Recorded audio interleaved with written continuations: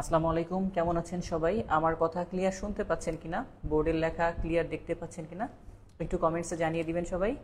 এবং আপনারা কে কোন জায়গা থেকে যুক্ত হয়েছেন আমাদের সঙ্গে এটাও একটু কমেন্টসে জানাবেন। কে কোথা থেকে দেখছেন, আমার কথা ক্লিয়ার শুনতে পাচ্ছেন কিনা এবং লেখা দেখতে পাচ্ছেন কিনা একটু ক্লিয়ার আমাকে কমেন্টসে জানিয়ে দিবেন সবাই। সবাইকে অনুরোধ করব, আপনারা কে কোন জায়গা থেকে যুক্ত হয়েছেন একটু কমেন্টসে জানিয়ে দিবেন আমার কথা ক্লিয়ার শুনতে পাচ্ছেন কিনা এবং বোর্ডের লেখা ক্লিয়ার দেখতে পাচ্ছেন কিনা একটু কমেন্টসে জানিয়ে দিব সবাই। ঠিক আছে,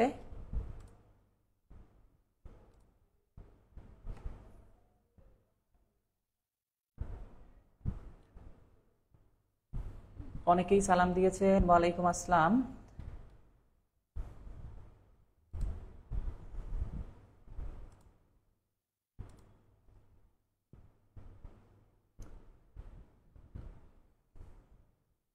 আচ্ছা, আপনারা একটু যারা যুক্ত হয়ে গেছেন অলরেডি আমাদের সঙ্গে, এখন সবাইকে বলছি রেগুলারের মতো সবাই একটু, যেহেতু এটা ফ্রি ক্লাস, সবাই একটু শেয়ার দিয়ে নিজের টাইম লাইনে লিখে দেন যেন আপনি আপনার প্রয়োজন মতো পরবর্তীতে ক্লাসটি খুঁজে পেতে পারেন খুব সহজেই। সবাই একটু ক্লাসটি শেয়ার দিয়ে ডান লিখে দিবেন। সবাই একটু ক্লাসটি শেয়ার দিয়ে ডান লিখে দিবেন, কারণ আমরা একটু পরবর্তীতে এগুলো বাছাই করি যে কে কে ক্লাসগুলো শেয়ার দিচ্ছে বা নিয়মিত আছে। হবিগঞ্জ থেকে আমাদের সঙ্গে অনেকে বিভিন্ন জায়গা থেকে যুক্ত হয়েছেন, সকলকে অসংখ্য ধন্যবাদ আমাদের সঙ্গে যুক্ত হওয়ার জন্য। আশা করি আমরা আজকে 100+ ইনশাল্লাহ আবার ক্লাস করব, বরাবর আমরা যেভাবে ক্লাস করে থাকি আমাদের সঙ্গে যেমন স্টুডেন্ট যুক্ত হয়, তো ইনশাল্লাহ আজকেও আমরা তার ব্যতিক্রম হবে না। অনেকগুলো স্টুডেন্ট আপনারা যুক্ত আছেন আমাদের সঙ্গে, সকলের সঙ্গেই আজকে আলোচনা হবে।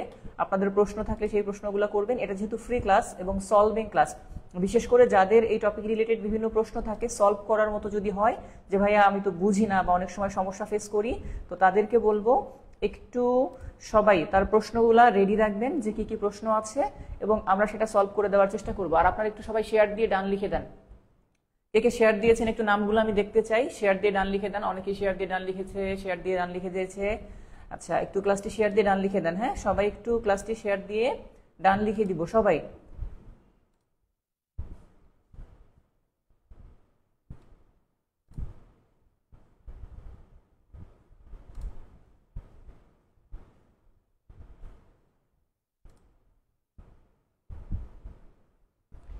আমাদের সঙ্গে 60 জন স্টুডেন্ট যুক্ত আছে ইনশাল্লাহ। আমি চাচ্ছি 100, আমাদের ক্লাস শুরু হলেই হয়ে যাবে আমাদের সঙ্গে 100 স্টুডেন্ট। আমরা বরাবর ক্লাস করে থাকি প্রায় 100 স্টুডেন্ট, আজকেও তার ব্যতিক্রম হবে না ইনশাল্লাহ। ঠিক আছে, তো সবাই একটু ক্লাসটি শেয়ার দেন, শেয়ার দিয়ে ডান লিখে দেন।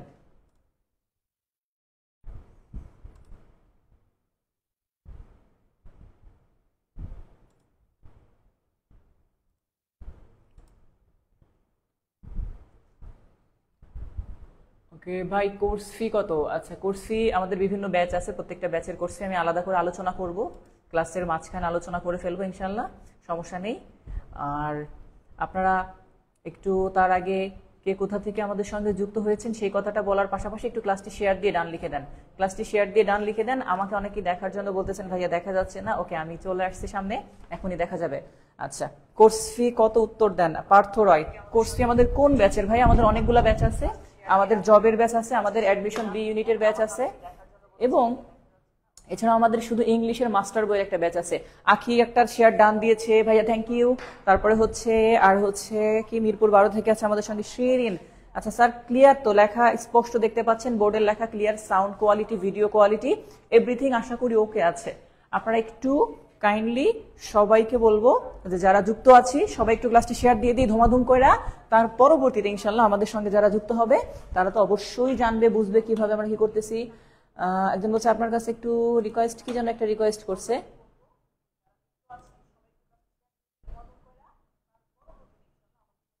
আশা করি পাবেন। অনলাইন ক্লাসের একটা জিনিস বাজে, সেটা হচ্ছে রেসপন্স পাওয়া যায় না। রেসপন্স, এই যে পার্থ কিসের রেসপন্স পান না, এটা আসলে অনলাইন তো অনলাইনে, অনলাইনে একসঙ্গে অনেকগুলো স্টুডেন্ট ক্লাস করতে পারে ইনশাল্লাহ, অসুবিধা হয় না। ক্লাসগুলো রেকর্ড থাকে, যেমন প্রত্যেকটা জিনিসের সুবিধা অসুবিধা দুইটাই থাকে। সুনামগঞ্জ, হবিগঞ্জ, হবিগঞ্জ থেকে কেউ আছেন নাকি? সিলেট, হবিগঞ্জ, এই আগামী মাসের প্রথম সপ্তাহে ইনশাল্লাহ সিলেট এবং হবিগঞ্জে ক্লাস নেওয়া হবে। আগামী মাসে আমি 2-1 জায়গায় শিডিউল রেখেছি, সিলেট, হবিগঞ্জ, ময়মনসিংহ এবং আমার নিজ জেলা ফরিদপুরে সম্ভবত। তো যাই হোক, আমরা একটু যাব। প্রথমে আমি প্রশ্নটা আপনাদের কাছে ছুড়ে দেই যে এই ন্যারেশন শব্দের অর্থটা কি? স্যার, ন্যারেশন শব্দের অর্থ কি এটা একটু আপনাদের কাছে জানতে চাই। আমি অপশন দিয়ে দিচ্ছি, আপনারা একটু জাস্ট আমাকে অপশনগুলো বলবেন। আমি জাস্ট এ দিচ্ছি একটা, একটা হচ্ছে বি। আচ্ছা, একটা হচ্ছে অনেকে ন্যারেশন শব্দের অর্থ বলে থাকে যে স্যার ন্যারেশন মানে বাচ্চ, যারা আগের ক্লাস করেছে তারা জানে। অনেকে হচ্ছে স্যার ন্যারেশন শব্দের অর্থ উক্তি। তাহলে আপনাদের কি মনে হয় এ নাকি বি, কোনটা ন্যারেশন শব্দের অর্থ? ভাইয়া রংপুর থেকে আছি, গাইবান্ধা থেকে আছি, ওকে ফাইন, খুলনা থেকে আছে, বিভিন্ন জায়গা থেকে আমাদের সঙ্গে যুক্ত আছে। 90 জন স্টুডেন্টস আমাদের সঙ্গে অলরেডি যুক্ত হয়ে গিয়েছে। তো আমি চাচ্ছি আপনারা সবাই একটু শেয়ার দিয়ে ডান লিখে দেন। সবাই যারা যুক্ত হয়েছে সবাই ক্লাসের শুরুতে শেয়ার দিয়ে দিব, তাহলে অন্তত পক্ষে এই ক্লাসটি আপনার সম্পদ হয়ে আপনার টাইম লাইনে থেকে যাবে, আপনি প্রয়োজন মতো দেখতে পাবেন। আমি সাধারণত আমার ফ্রি ক্লাসগুলো সলভিং ক্লাস আকারে না করিয়ে বেসিক থেকে আলোচনা করি। এটা একটা বেসিক ক্লাস হবে আজকে ন্যারেশনের। ভাইয়া দিনাজপুর থেকে আসছে, দিনাজপুর কই, ফুলবাড়িয়া থেকে? আচ্ছা, আমরা তাহলে আপনাদের প্রশ্নের উত্তর দিতে দিতে দিতে দিতে আমরা আমাদের পরবর্তী অংশে চলে যাব। আচ্ছা, এই যে অলরেডি দেখেন বাচ্চা, এবার একটু জেনে নিব আমরা। আপনারা যারা উত্তর অনেকেই করে ফেলছেন উক্তি, ঢাকা বিশ্ববিদ্যালয়ের সেন্ট্রাল লাইব্রেরি থেকে share done, thank you so much. আচ্ছা ভাইয়া, আপনার পরিচয়টা পেলে খুশি হতাম। আমি হাবিব স্যার, আমার পরিচয় আপাতত এইটুকুই দেওয়ার মতো আছে। আমি হাবিব স্যার, আমি ক্লাস নেই আপনাদের। এই যে দেখতেছেন, আপনাদের থেকে অনেক কিছু শিখি এবং শিখাই। 100 ক্লাস হয়ে গেছে আলহামদুলিল্লাহ। আমরা এখন ক্লাসে শুরু করব। তো আমাদের বাচ্চ আর একটা হচ্ছে উক্তি। আচ্ছা, বাচ্চ হচ্ছে যেটাকে বলা হয় মূলত ভয়েস শব্দের অর্থটা হচ্ছে বাচ্চ। আসসালামু আলাইকুম স্যার, কেমন আছেন? ভালো আছি। সবাই শেয়ার ডান লিখে দেন, সবাই শেয়ার ডান। 108 হয়েছে। আমি তো আশা করতেছি আজকে 150 প্লাস হবে, দেখি। তো বলছি স্যার বাচ্চ এটাকে হচ্ছে ভয়েস বলে। হ্যাঁ, ভয়েস মানে বাচ্চ। যারা আমার গত ক্লাসটা করেছিলেন ভয়েসের, তারা জানেন যে স্যার বলেছিল ভয়েস মানে বাচ্চ, তাই না?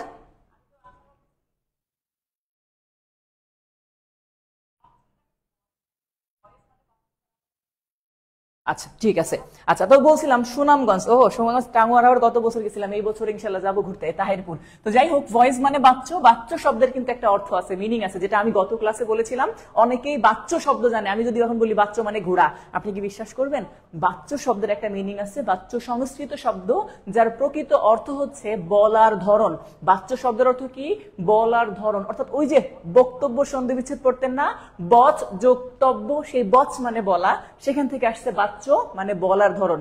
আর ন্যারেশন শব্দের অর্থ মূলত উক্তি। এটা ব্যাকরণের ভাষায় কি বলা হয়? উক্তি। এখন খেয়াল করি আমরা, উক্তি যেহেতু বলতেছি, আমি যদি আমাদের ভাষায় বলি, তাহলে স্যার আমি আমার ভাষায় যদি বলি ন্যারেশন শব্দের অর্থ কি, সেটা হচ্ছে কুটনামি করা। এটা অনেকে শব্দটা হয়তো পরিচিত থাকবেন, কুটনামি করা। হ্যাঁ, আমি আমার মতো করে লিখছি এটা। তবে কথা আছে স্যার এখানে। কুটনামি বলতে আমরা কি বলি? কুটনামি মানে হচ্ছে একজনের কাছ থেকে শুনে অন্যকে সেটা আবার বলা। তবে বলার সময় হালকা মশলা, যেটাকে বলি মশলা, সেই মশলা যুক্ত করে দেওয়া, যেন ওই লোকটা কথাটা শুনে আরো বেশি ইফেক্টিভলি বিশ্বাস করে। তবে কথা হচ্ছে স্যার এখানে একটা কথা লিখবো, সেটা হচ্ছে পজিটিভলি। হ্যাঁ, পজিটিভলি কুটনামি করা, এটা কিন্তু নেগেটিভলি কুটনামি করা না, এটা হচ্ছে পজিটিভলি কুটনামি করা। অর্থাৎ আপনার সঙ্গে কারো একজনের দেখা হয়েছে, দেখা হওয়ার পরে আপনি বলতেছেন স্যার আসসালামু আলাইকুম। এই যে স্যার কথাটা বলছেন, আপনি এই কথাটা শুনে অন্য আরেকজনকে গিয়ে বলবেন, জানো তিনি না সম্মানের সাথে তোমাকে সালাম দিয়েছে। ওই স্যারটাকে তখন আপনি রেসপেক্টফুলি বানিয়ে দিচ্ছেন। আপনি যখন দেখতেছেন কাউকে, কেউ কোনো একটা জায়গার মধ্যে বলতেছে হাই তুমি এটা কি করছো, তো সেটাকে বলে জানো সে না বিস্ময়ের সাথে বলছে যে তুমি এটা কি করছো। অর্থাৎ এটা হচ্ছে পজিটিভলি কুটনামি করা। শেরপুর থেকে এসএমডি সোফান, শেরপুর, যাই হোক, শেরপুর আমার অপছন্দের একটা জায়গা, জায়গা না মানে শেরপুরের মানুষগুলাকে আমি একটু ভয় পাই। আচ্ছা, তো যাই হোক, যেটা বলছিলাম যে স্যার যে পজিটিভলি কুটনামি করা, এটা হচ্ছে মূলত পজিটিভলি কুটনামি করা।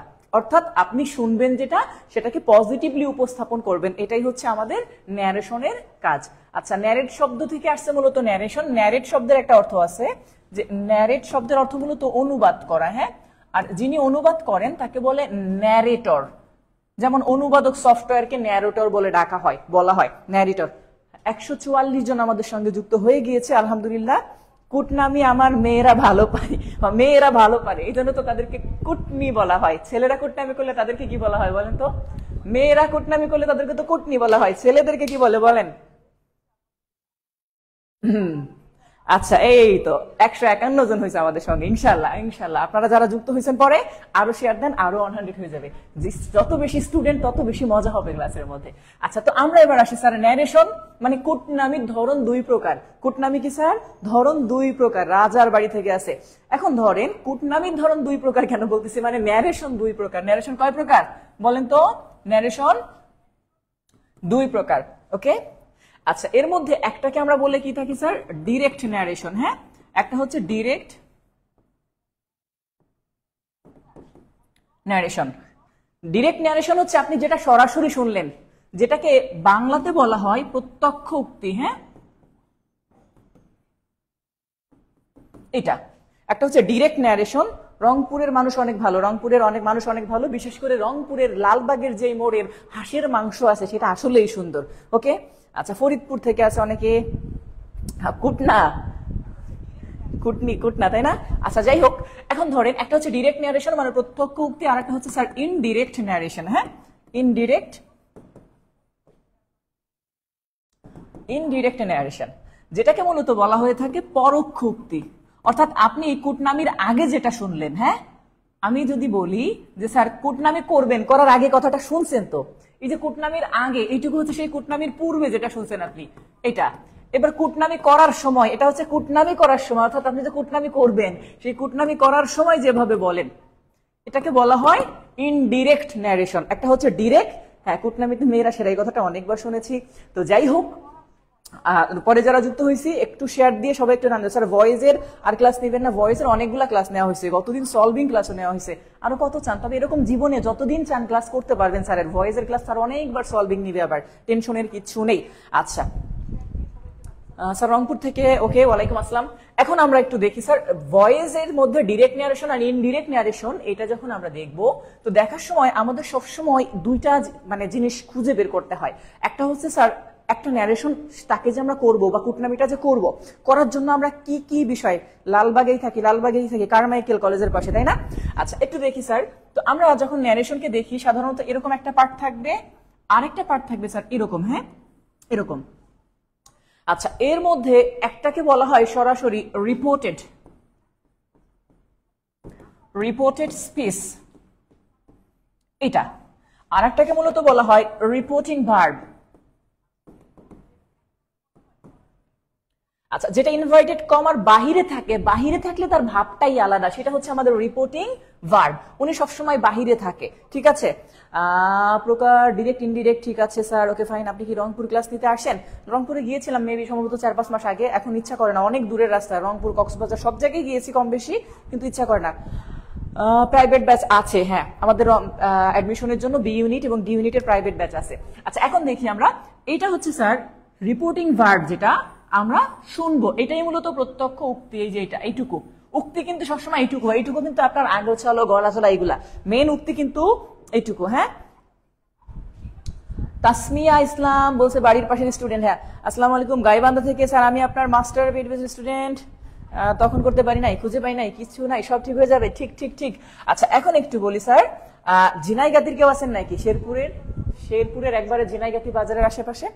আচ্ছা এখন দেখি আমরা একটু, তো এই যে দুইটা অংশ আমাদের সবসময় যেটা একটা বিষয় মাথায় রাখতে হবে, সেটা হচ্ছে স্যার সাবজেক্ট পরিবর্তন করার নিয়ম। আমি জাস্ট একটু বলি সাবজেক্ট পরিবর্তন, হ্যাঁ স্যার এটা দিয়ে কি বুঝাইছে নাইম চন্দ্র? তো যাই হোক, যেটা বলছিলাম যে স্যার সাবজেক্ট পরিবর্তন করার নিয়ম, সাবজেক্ট পরিবর্তন করার নিয়ম। আচ্ছা এই সাবজেক্টটা যে পরিবর্তন করবেন, সাবজেক্ট পরিবর্তন করবেন যেটা, আসসালামু আলাইকুম স্যার কেমন আছেন ভাইয়া? ওয়ালাইকুম আসসালাম, ভালো আছি। জি ঝিনাইদা,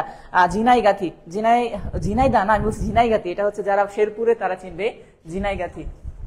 তো যাই হোক, যেটা বলছিলাম সাবজেক্ট পরিবর্তন করার নিয়ম, আপনার আমি সবকিছু বলে দিব সেই অংশটা। হ্যাঁ লেকচার শিট অবশ্যই দেওয়া হবে না, সরাসরি বই দেওয়া হবে।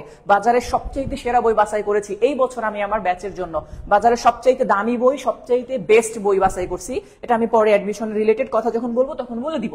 আচ্ছা একটু দেখি স্যার সাবজেক্ট পরিবর্তন করার নিয়ম, জাস্ট একটা কথা বলবো স্যার, ফার্স্ট পার্সন যেটাকে আমরা বলি, ফার্স্ট পার্সন পরিবর্তন হয়, এই কথাটুকু এখন কিছু বোঝা লাগবে না, জাস্ট আমি লিখে নিচ্ছি। হ্যাঁ, ফার্স্ট পার্সন পরিবর্তন হয় সাবজেক্ট অনুসারে। এটা সুন্দরগঞ্জ, এটা কোন জায়গায় সুন্দরগঞ্জটা? এটার নাম তো আমি প্রথম শুনলাম, সুন্দরগঞ্জ। আচ্ছা তাহলে ফার্স্ট পার্সন পরিবর্তন হয় সাবজেক্ট অনুসারে, সেকেন্ড পার্সন পরিবর্তন হয় অবজেক্ট অনুসারে, ওকে।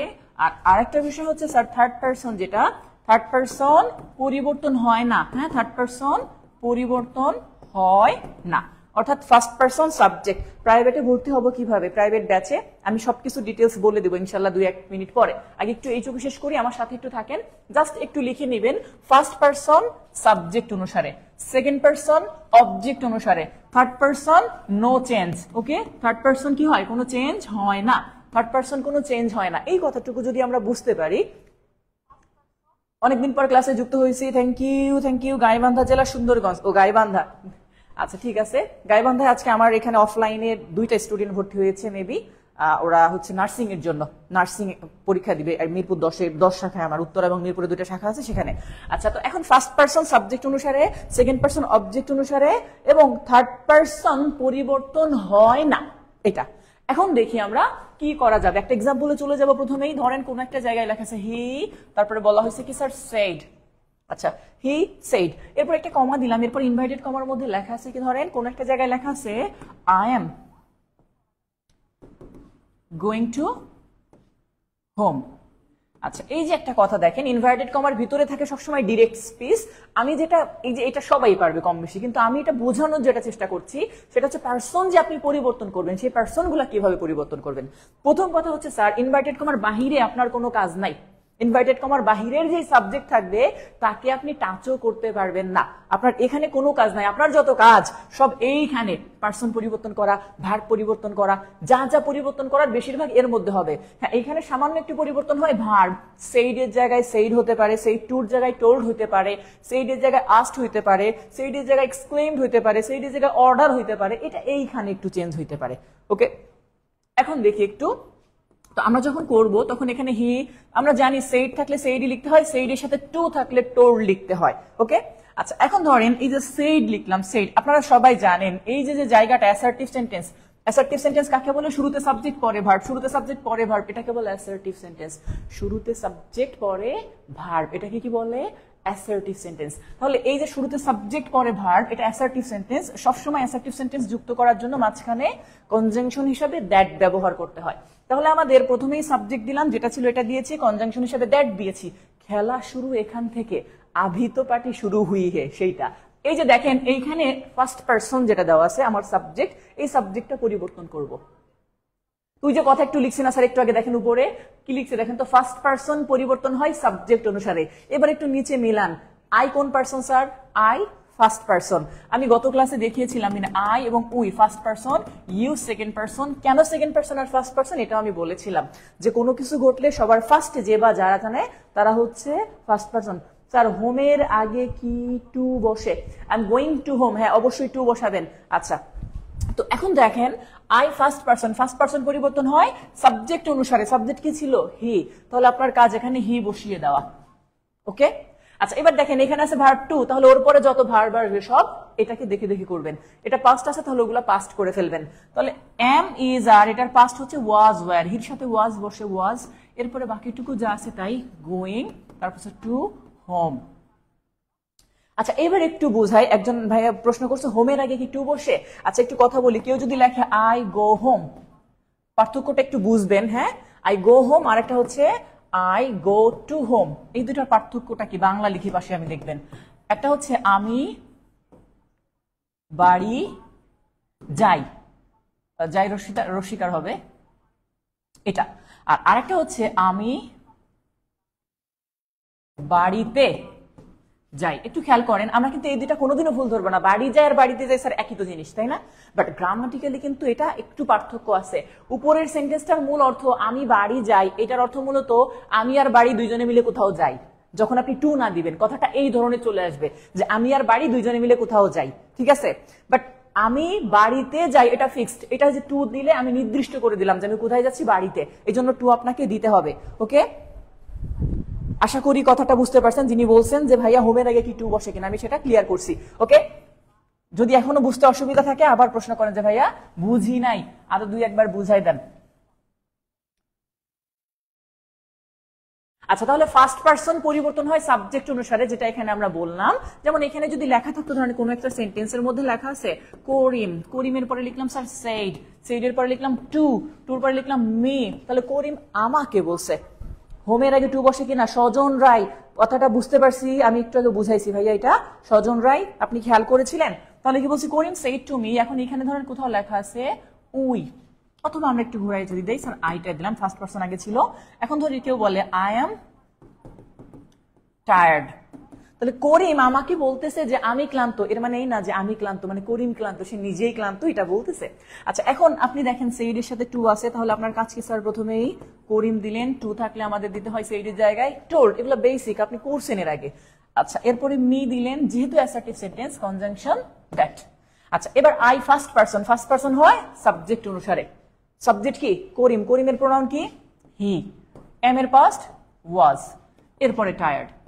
এ হচ্ছে সিস্টেমটা, যে ফার্স্ট পারসন পরিবর্তন হবে সাবজেক্ট অনুসারে। কথাটা মনে থাকবে না স্যার, ফার্স্ট পারসন পরিবর্তন হবে সাবজেক্ট অনুসারে, এটা মাথায় গেঁথে নেন। First person subject, first person subject, প্রয়োজনে লিখে ফেলবেন first person equal to subject, second person equal to object, চাইলে লিখে ফেলতে পারেন।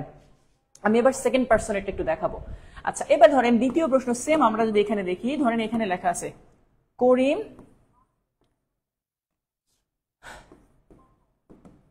said to me, করিম আমাকে বলতেছে, এবার কি বলতেছে, you are a liar। ধরেন এই যে একটা কথা করিম আমাকে বলতেছে যে তুমি হচ্ছে লায়ার। আচ্ছা এর আগে এখন পর্যন্ত যা বুঝাইছে একটু ক্লিয়ার কিনা সবাই একটু বলেন তো, যে ভাইয়া ক্লিয়ার? যদি আপনাদের প্রশ্ন থাকে, আমি বুঝতেছি না এখন, আপনারা চুপচাপ আছেন, ঘুমাচ্ছেন, কেউ হয়তো গার্লফ্রেন্ডের সাথে চ্যাটিং এ আছেন, কারণ তো আছেই, কত কাজ, কাজের কি শেষ আছে? তাহলে কি sir, Karim said to me, করিম আমাকে বলছে তুমি একজন মিথ্যাবাদী। এখন ধরেন আমরা যদি এখান থেকে যাই, আমাদের ফার্স্ট চলে আসতেছে কি স্যার, করিম। আচ্ছা সেড এর জন্য আমাদের কি দিতে হয়, টু থাকার জন্য টোল্ড, এরপরে মি, কমার জায়গায় আমরা কি ব্যবহার করলাম, দ্যাট, যুক্ত করার জন্য। হ্যাঁ আচ্ছা এখন খেয়াল করেন, ইউ, ইউ কোন পারসন স্যার, সেকেন্ড পারসন। এখন সেকেন্ড পারসন কিন্তু সাবজেক্ট অনুসারে হয় না, সেকেন্ড পারসন কোনটা অনুসারে হয়, অবজেক্ট অনুসারে, সেকেন্ড পারসন অবজেক্ট অনুসারে। তো অবজেক্ট কি ছিল স্যার, মি। এখন খেয়াল করেন, অবজেক্ট যদি মি হয়, আপনি নিজেই বলেন যে Karim told me that me, me আসবে, কারণ এখানে একটা ভার্ব আছে, ভার্বের আগে সবসময় সাবজেক্টিভ ফর্ম বসাতে হয়। তো আমরা এখানে মিটার সাবজেক্টিভ ফর্ম জাস্ট এখানে বসাবো, সেটা হচ্ছে আই। যেহেতু এটা পাস্টে ছিল, তাহলে এই পাশে আমার পাস্ট চলে আসতেছে, ওয়াজ, তারপর হচ্ছে আ লায়ার।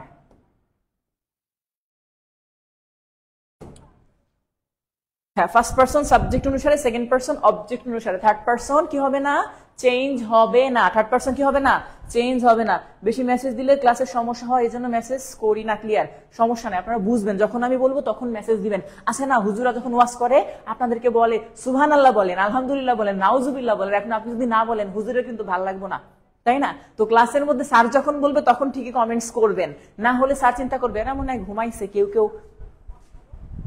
তাহলে এখানে গেল করিম, এই অংশটা গেছে সেকেন্ড পারসন চেঞ্জ করার নিয়ম। এবার আমরা আসি স্যার থার্ড পারসন হলে কি করতাম।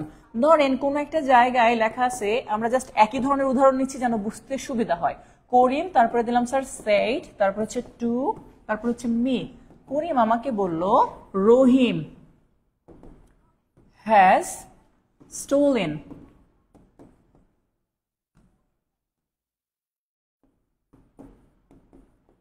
The book. বইটা হচ্ছে কে চুরি করছে, এটা আমাকে বলতেছে কে, করিম বলতেছে। করিম বলে দিচ্ছে যে রহিম বইটা চুরি করছে।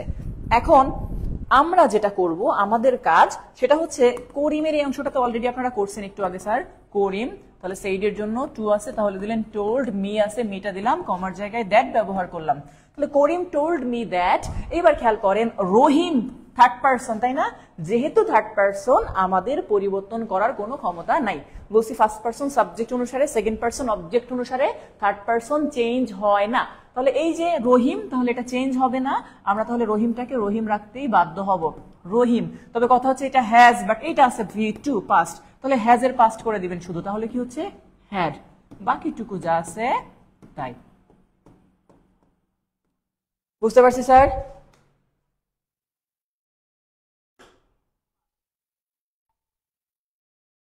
আচ্ছা আচ্ছা আচ্ছা, এই পর্যন্ত ক্লিয়ার বুঝতে পারছি কিনা বলেন তো স্যার, এই পর্যন্ত ক্লিয়ার বুঝতে পারছি কিনা? আমি আপনাদেরকে স্যার বলতেছি, এটা আমার একটা অভ্যাস। হ্যাঁ সবসময় আমি স্যার বলতে পছন্দ করি, স্যার মানে হামরি কিছু না, আমাকে পারলে হাবিব বললেও ডাকতে পারেন, সমস্যা নাই। আবার আগে রেসপন্স করবেন, জয় বেটা ওই বুঝছি, ওকে সমস্যা নাই, তবুও বুঝেন এবং বলবেন। তাহলে এই পর্যন্ত একটু ক্লিয়ার বুঝছি কিনা বলেন। এবার আমরা সরাসরি সেন্টেন্স থেকে কি অনুসারে কেমন হয় সেটাই চলে যাব। আপনারা একটু কমেন্টস করেন যে ভাইয়া এই পর্যন্ত ক্লিয়ার, নেক্সট।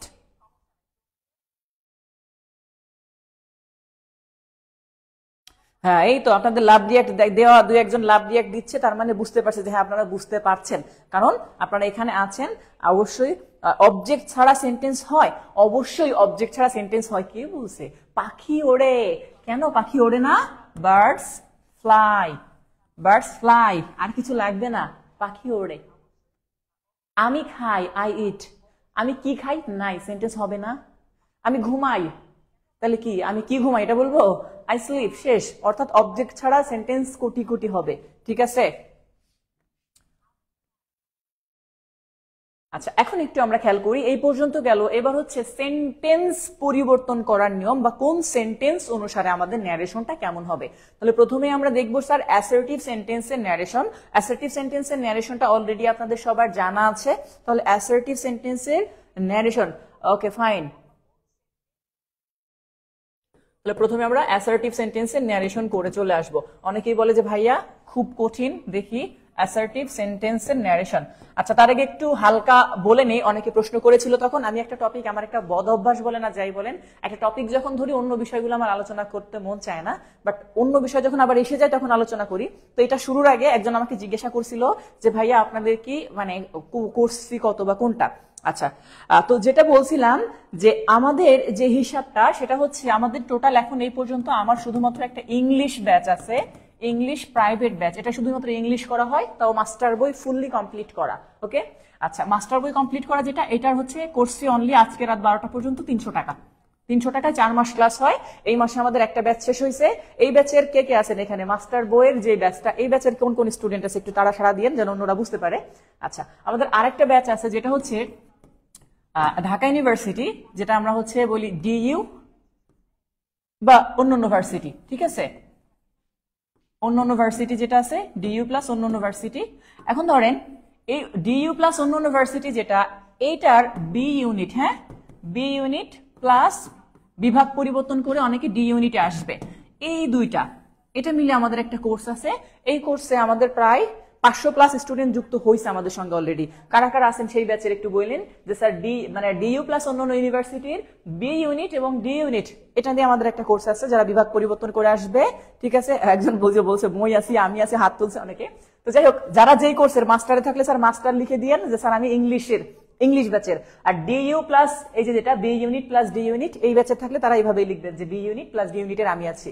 আচ্ছা, এই ব্যাচটা আছে, এই ব্যাচে হচ্ছে কোর্স ফি 3000 টাকা। এক্সামের আগ পর্যন্ত ক্লাস চলবে এবং এই ব্যাচের মধ্যে আমি সম্পূর্ণ 3টা বই ফ্রি দিচ্ছি। এই 3টা বই এই ব্যাচের মধ্যে সম্পূর্ণ 3টা বই ফ্রি। এই 3টা বই কিন্তু জয়কলি পাবলিকেশনের, বাংলাদেশের সবচাইতে আমরা ঘাটাঘাটি করি তো এগুলা নিয়ে। জয়কলি বইটা আমার কাছে মনে হয়েছে এই বছর খুব ভালো। কেন খুব ভালো সেটার একটা অংশ আমি ব্যাখ্যা দিয়ে দিব আলাদা করে একটা ক্লাসে, কারণ আমি দেখেছি ঘুরে ফিরে, এই জন্য, ঠিক আছে? আচ্ছা, এই জয়কলির একটা বাংলা বই পাবেন যেটার বাজার মূল্য 500 টাকা, একটা ইংলিশ বই পাবেন যেটারও বাজার মূল্য হচ্ছে 500 টাকা, আর একটা জিকে বই আছে, ও সরি 550 টাকা এই দুইটা, এটা 550, এটাও 550, আর একটা জিকে আছে, জিকের মূল্য 400 টাকা, টোটাল 1500 টাকা, ঠিক আছে? অর্থাৎ এই 3000 টাকার যে কোর্সটা আমাদের ডাবি বা অন্যান্য ইউনিভার্সিটির বি ইউনিট প্লাস ডি ইউনিটের, এখানে আপনি 3000 টাকার মধ্যে পাবেন টোটালি হচ্ছে আমাদের এই যে 1500 টাকার বই। এটা যে কোনো লাইব্রেরি থেকে কিনলে 100% 1500 টাকা নিবে, 1 টাকাও কম নিবে না এটা। তো আমরা এটা সম্পূর্ণ আমাদের এই 3000 টাকার মানে কোর্সের মধ্যেই দিয়ে দিচ্ছি, যেখানে আমাদের যদি কেউ বই ছাড়া আবার চাই যে ভাই আমি শুধু বই ছাড়া কোর্সে ভর্তি হবো, বই আমি বাজার থেকে কিনে নিব, তাহলে 2000 টাকা তাদের জন্য, ঠিক আছে? অর্থাৎ 1000 টাকা কম থাকবে তাদের জন্য। আচ্ছা, এটা গেল হচ্ছে আমাদের বি ইউনিট রিলেটেড অংশ। আর একটা হচ্ছে আমাদের প্রাইমারি নিবন্ধন, যে প্রাইমারি এনটিআরসি, আর একটা হচ্ছে 11 থেকে 20 গ্রেড। হ্যাঁ, এখানে আমাদের যেটা আছে, এই ব্যাচের অলরেডি আমাদের 450 মতো স্টুডেন্ট আছে, যারা ওই যে 20তম ব্যাচে ক্লাস শুরু হবে নেক্সট মাসে। তো যারা এই ব্যাচের আছে 11 থেকে 20তম গ্রেড প্রাইমারি নিবন্ধন, এই ব্যাচের কোর্স ফি 1200 টাকা, ঠিক আছে? এই ব্যাচের কোর্স ফি 1200 টাকা। ওকে, এই হচ্ছে আমাদের টোটাল কোর্স আউটলাইন। আর যদি কেউ এই বিষয়ে আমাদের সঙ্গে আরো যোগাযোগ করতে চায়, তাহলে আমার যে হোয়াটসঅ্যাপ নাম্বারটা আছে 01970 214735 এই হোয়াটসঅ্যাপে অবশ্যই নক দিয়ে রাখবেন, অথবা আমার পেজেও নক দিতে পারেন। এই পেজে নক দিলে একটু লেট রিপ্লাই হতে পারে, বাট হোয়াটসঅ্যাপে নক দিলে ক্লাসের পরে আমি এটা ডিটেলস আলোচনা দিয়ে দিব। আর এখন যদি চান মাস্টার বইয়ের ব্যাচে কেউ অ্যাড হইতে চাইলে তারা এখন ইনস্ট্যান্ট অ্যাড হইতে পারবেন, আমাদের স্টাফরা ওই রিলেটেড উত্তরগুলো দিয়ে দিবে। হ্যাঁ, আচ্ছা ফাইন। তো আমরা এবার চলে আসি স্যার অ্যাসার্টিভ সেন্টেন্সের ন্যারেশন। বেচা কিনা শেষ, এখানেই এখন কি যেন একটা আছে না, তাবিজ বিক্রি করার পরে, ওষুধ বিক্রি করার পরে এলাকাতে বলে যে খাওয়ার নিয়মটা শেষে বলে দেওয়া হবে। তো আমার কোনো শেষের নিয়ম নাই, এটা এখানেই শেষ। আচ্ছা আমরা ক্লাসে চাই স্যার। তাহলে অ্যাসার্টিভ সেন্টেন্স, তো অ্যাসার্টিভ সেন্টেন্সের ন্যারেশন আমাদের কাছে কি? প্রথমে হচ্ছে স্যার আমরা যেটা করতে পারি স্যার, সেইড যদি থাকে তাহলে আমরা লিখবো সেইড। ওকে, আচ্ছা সেইডের সাথে যদি দেখেন কোথাও টু লেখা আছে, সেইডের সাথে two two two two two two, সেই টু যদি থাকে তাহলে লিখবো টোল্ড। ওকে স্যার, বিসিএস এর জন্য নাই, না বিসিএস এর জন্য নাই, যে প্রাইমারির আমাদের অনেকে আছে, অনেকে যুক্ত আছে যারা, তারা জানে নিয়মিত আমাদের। আর আমাদের সবগুলা টিচারই আলহামদুলিল্লাহ ভালো, যথেষ্ট ভালো ক্লাস নেন, এটা আপনারা স্বীকার করতে বাধ্য হবেন আশা করি। তাহলে কি বলছি, অ্যাসার্টিভ সেন্টেন্স সেইড থাকলে সেইড, সেইড টু থাকলে টোল্ড। আমি অন্তত পক্ষে অন্য আমার যতগুলা টিচার আছে এটুকু বলতে পারি যে আমাদের টিচাররা যথেষ্ট কোয়ালিটিফুল, মানে তুলনামূলকভাবে যারা ক্লাস নেন চাকরি জগতে বলেন, অ্যাডমিশন জগতে বলেন, তাদের টপার্স টিচারগুলাই আমার এখানে আসে। তারাও আরো টপার আছে, তবে সবসময় যেটা বলি, আমি বাদে সবাই মোটামুটি আমার বিশ্বাস যে ভালো। আচ্ছা হ্যাঁ, যারা বইয়ের বাইরে নিবে তাদের জন্য 2000 টাকা, এটা ঠিক আছে। এটা আমাদের কোর্সে এনরোল করলে তাদেরকে আমরা 500 টাকা ছাড় দিয়ে দিই বইয়ের জন্য, এটা অর্থাৎ শুধু 2000 টাকা যদি কোর্স নেয়, আর বই সহ নিলে 3000 টাকা, এই আর কি। কারণ ওই বইটা তো তার নিতেও অন্য জায়গা থেকে খরচ হবে। তো যাই হোক, সেইড থাকলে কি হচ্ছে স্যার, সেইড, সেইডের সাথে টু থাকলে দিব কি sir, told. Conjunction, conjunction that বসে, এটা জাস্ট অ্যাসার্টিভ সেন্টেন্সের একটা নিয়ম, যে কনজাংশন কি স্যার, দ্যাট বসে, কনজাংশন দ্যাট বসে। সেইড থাকলে সেইড, সেইড টু থাকলে টোল্ড, কনজাংশন দ্যাট বসে। আচ্ছা এবার কিছু বিষয় আছে যেগুলো আমি জাস্ট আমার মতো করে বলি, যে সেক্ষেত্রে আপনি জাস্ট আমার সাথে লিখে ফেলবেন, একটা একটা করে আমি লিখবো, লিখে ফেলেন, পরে আমি এটা আবার মুছে দিয়ে চেঞ্জ করে নিয়ে আসবো। অতীতবাচক সময় বিশেষ করে যদি দেখেন কোথাও লেখা আছে ইয়েস্টারডে, এটা তো আপনাদের নিশ্চয়ই জানা আছে, ইয়েস্টারডে অথবা লাস্ট ডে, হ্যাঁ ইয়েস্টারডে বা লাস্ট ডে থাকলে আপনাকে লিখতে হবে দা প্রিভিয়াস ডে। অর্থাৎ ইয়েস্টারডে বা লাস্ট ডে থাকলে আপনাকে কি লিখতে হবে, ইন ইজি অনেক ন্যারেশন সেই ক্লাস 6 থেকে করে আসতেছি এইচএসসি পর্যন্ত। হ্যাঁ, তাহলে আমরা একটু দেখি এখন, তাহলে ইয়েস্টারডে বা লাস্ট ডে থাকলে আমরা কি লিখবো স্যার, দ্য প্রিভিয়াস ডে। আচ্ছা অনেক ক্ষেত্রে লেখা থাকে day after yesterday, sorry before yesterday, day before yesterday, ওটাও কিন্তু সেম নিয়ম, day before the previous day, একইভাবেও করতে পারবেন, সমস্যা নাই।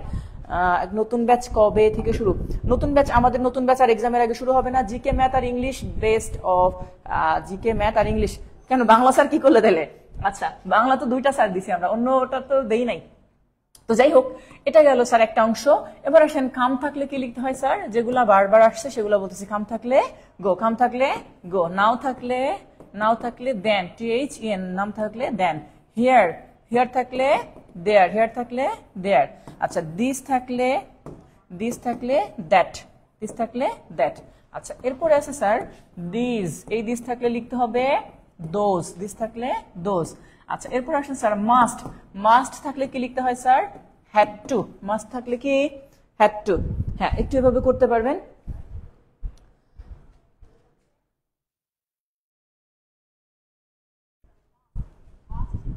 আচ্ছা তারপরে স্যার টুডে, টুডে যদি থাকে তাহলে দিব কি স্যার, দ্যাট ডে, টুডে থাকলে দ্যাট ডে, অথবা টু নাইট থাকলেও দ্যাট নাইট, এটাও করতে পারবেন, সমস্যা নেই, মুখে বলে দিচ্ছি।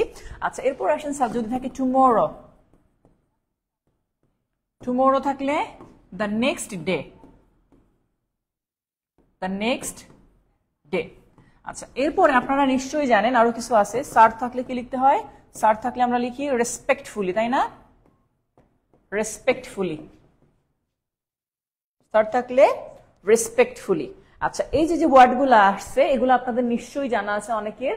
এখন আমরা একটু দেখে আসবো পরবর্তীতে যে আরো কি কি আসে।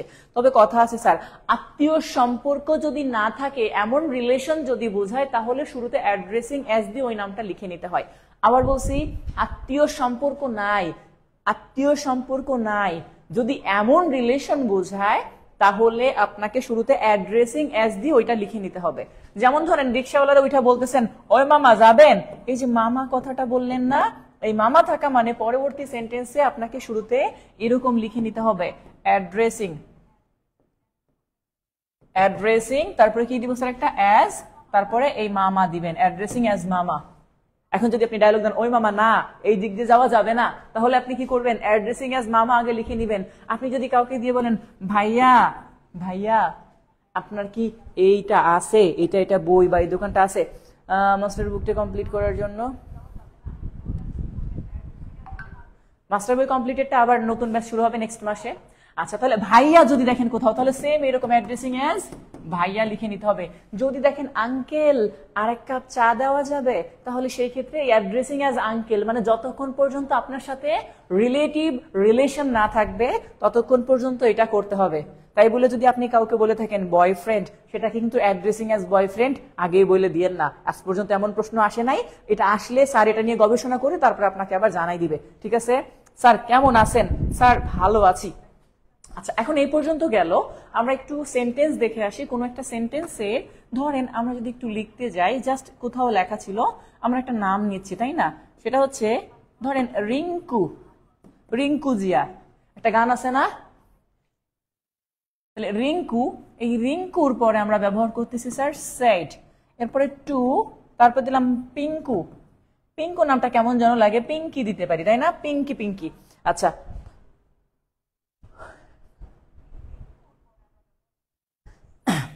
আচ্ছা একটু খেয়াল করি, তাহলে কি বলছে, রিঙ্কু সেড টু পিঙ্কি, পিঙ্কি কি বলতেছে, দেখেন আমি প্রথম ওইটা নিচ্ছি, আপু, রিঙ্কু কি করতেছে, পিঙ্কি কে বলতেছে আপু ইউ আর বিউটিফুল। এবার ধরেন রিঙ্কু পিঙ্কিকে ইমপ্রেস করার জন্য বলতেছে আপু আপনি তো সুন্দরী। এই যে কথাটা দেখেন বলছে, এখানে কিন্তু একটা সেন্স অফ হিউমার কাজ করতে হবে, আপনার কমন সেন্স কাজ করতে হবে এখানে। তো সেই ক্ষেত্রে একটু দেখবো যে রিঙ্কু সেড টু পিঙ্কি, তাহলে আমাদের প্রথমেই একটা জিনিস খেয়াল করতে হবে, আমরা প্রথমেই নিচ্ছি কাকে স্যার, রিঙ্কু। খেয়াল করেন এখানে কি দিচ্ছি, সেড টুর জায়গায় টোল্ড। আচ্ছা রিঙ্কু কি করছে, টোল্ড করছে। এখন যদি কোনো কারণে দেখেন অপশনে টোল্ড নাই, তার মানে কি আপনি অজ্ঞান হয়ে পড়ে যাবেন না, আপনাকে কমন সেন্স কাজে লাগাইতে হবে। রিঙ্কু তাহলে তাকে তো ইমপ্রেস করার জন্য একটা কিছু বলছে, তো যেটাকে বলা হয় ইমপ্রেস করার জন্য মানুষ মানুষের সুনাম গায় যেটা। এখন দেখেন আপনি টোল্ড নাই অপশনে, তাহলে আপনি এখানে প্রেইজড কথাটা ব্যবহার করতে পারবেন।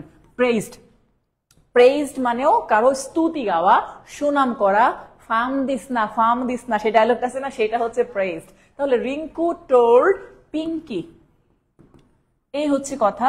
যেহেতু এটা অ্যাসার্টিভ সেন্টেন্স, তাহলে একটা কথা এখানে খেয়াল করব, এই জায়গায় একটা দ্যাট ব্যবহার করব, এটা গেল। এখন দেখেন এই যে আপু আইসা গেছে, দেখছেন আপু, তাহলে আপু যেহেতু আছে তাহলে আপনার কাজ কি, সকল কাজ ফেলে রেখে আপনার চলে যেতে হবে শুরুতে, এই শুরুতে অ্যাড্রেসিং দিয়ে ওটাকে শেষ করে ফেলবেন, যে অ্যাড্রেসিং অ্যাজ আপু।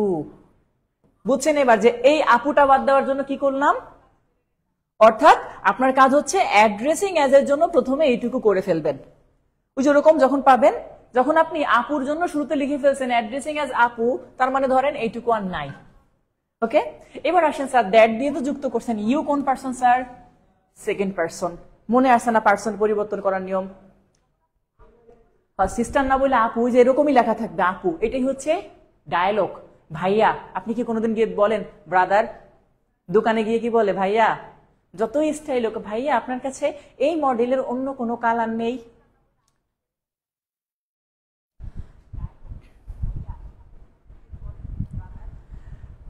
তাহলে একটু দেখি আমরা, তাহলে এখানে বলছে যে রিঙ্কু টোল্ড পিঙ্কি বা প্রেজড পিঙ্কি দ্যাট, এবার ইউ কোন person, second person, second person পরিবর্তন হয় অবজেক্ট অনুসারে, সেটা কি ছিল, পিঙ্কি পিঙ্কি। তাহলে পিঙ্কি মেয়েদের নাম, মেয়েদের প্রোনাউন কি স্যার, শি। চাইলে ব্র্যাকেটে আপনি পি লিখে দিতে পারেন, বাট যেহেতু একটা রিঙ্কু ছেলে আর একটা পিঙ্কি মেয়ে, এই পি না লিখলেও চলবে।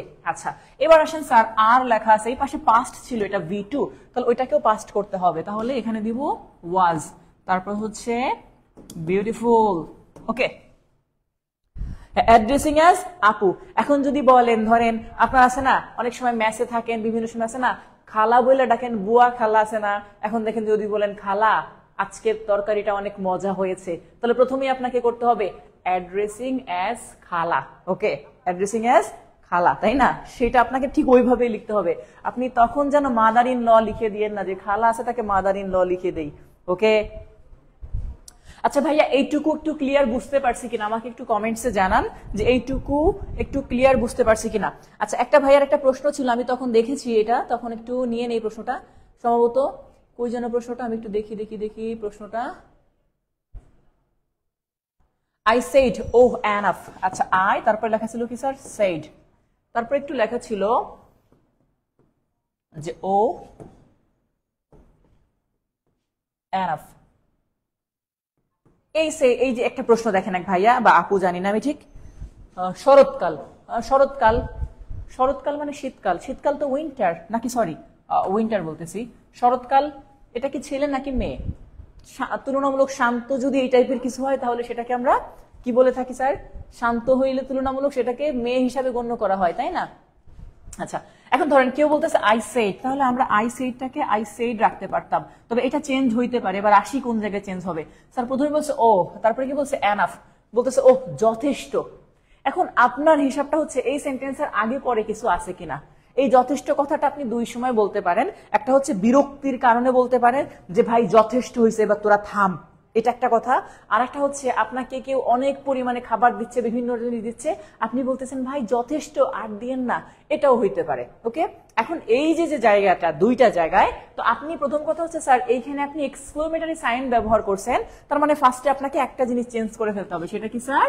এই ওয়ার্ডটা। তো এই ওয়ার্ডটা চেঞ্জ করে আপনি কি করবেন? প্রথমে এক্সক্লেমড, এক্সক্লেমড। হ্যাঁ, এবার দেখেন, যদি দেখেন এটা আনন্দ না দুঃখ বুঝাইছে, আপনি বুঝতেছেন না, তাহলে এক্সক্লেমড পর্যন্তই এনাফ। যদি আনন্দ হইতো এক্সক্লেমড উইথ জয়, আর যদি দুঃখ হইতো এক্সক্লেমড উইথ সরো।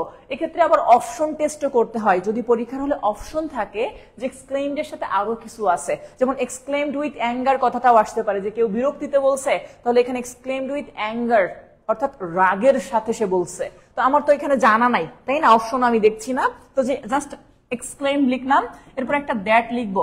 এই যে এনাফ কথাটা দেখতেছেন না স্যার, এটা কিন্তু শর্ট ফর্ম। হ্যাঁ, এটার মূলত ফুল একটা ফর্ম আছে, সেটা কি জানেন? এখানে একটা কথা আছে, ইট ইজ এনাফ। এটা জাস্ট শর্ট ফর্মটা তারা লেখে। এক্সক্লেমেটরি সেন্টেন্সের মেইন রিজন বা টপিকের মেইন আলোচনার একটা গ্যাপ থাকে, সেটা হচ্ছে এরকম সাবজেক্ট ভার্ব উজ্জ্ব থাকে অনেক ক্ষেত্রে।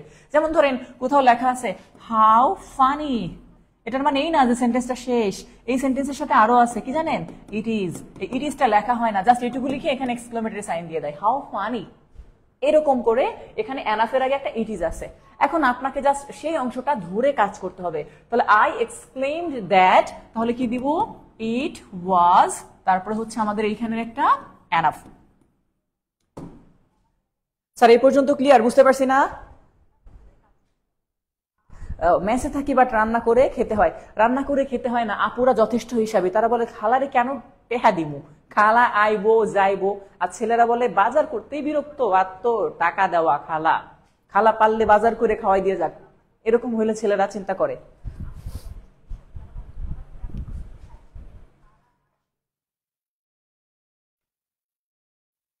আচ্ছা, তাহলে এই পর্যন্ত একটু দেখেন তো এই সেন্টেন্সটা বুঝছি কিনা ভাইয়া। একটু সবাই যারা বুঝছি একটু আমাকে কমেন্টস করে জানাবেন যে ভাইয়া বুঝছি, নেক্সটে চলে যাব। হ্যাঁ, এটা এক্সক্লেমেটরিটা আমি বুঝিয়েছি, অ্যাসার্টিভও শুরু করেছিলাম। এবার আমরা ইন্টারোগেটিভে চলে যাব। একটু ইন্টারোগেটিভে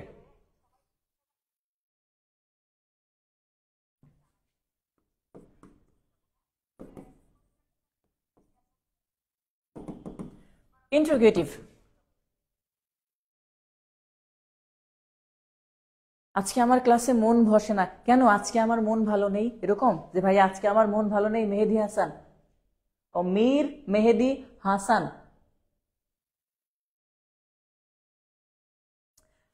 আচ্ছা, তাহলে ইন্টারোগেটিভ সেন্টেন্সটা এবার দেখে আসি স্যার। ইন্টারোগেটিভ সেন্টেন্স আমরা কেমন করব?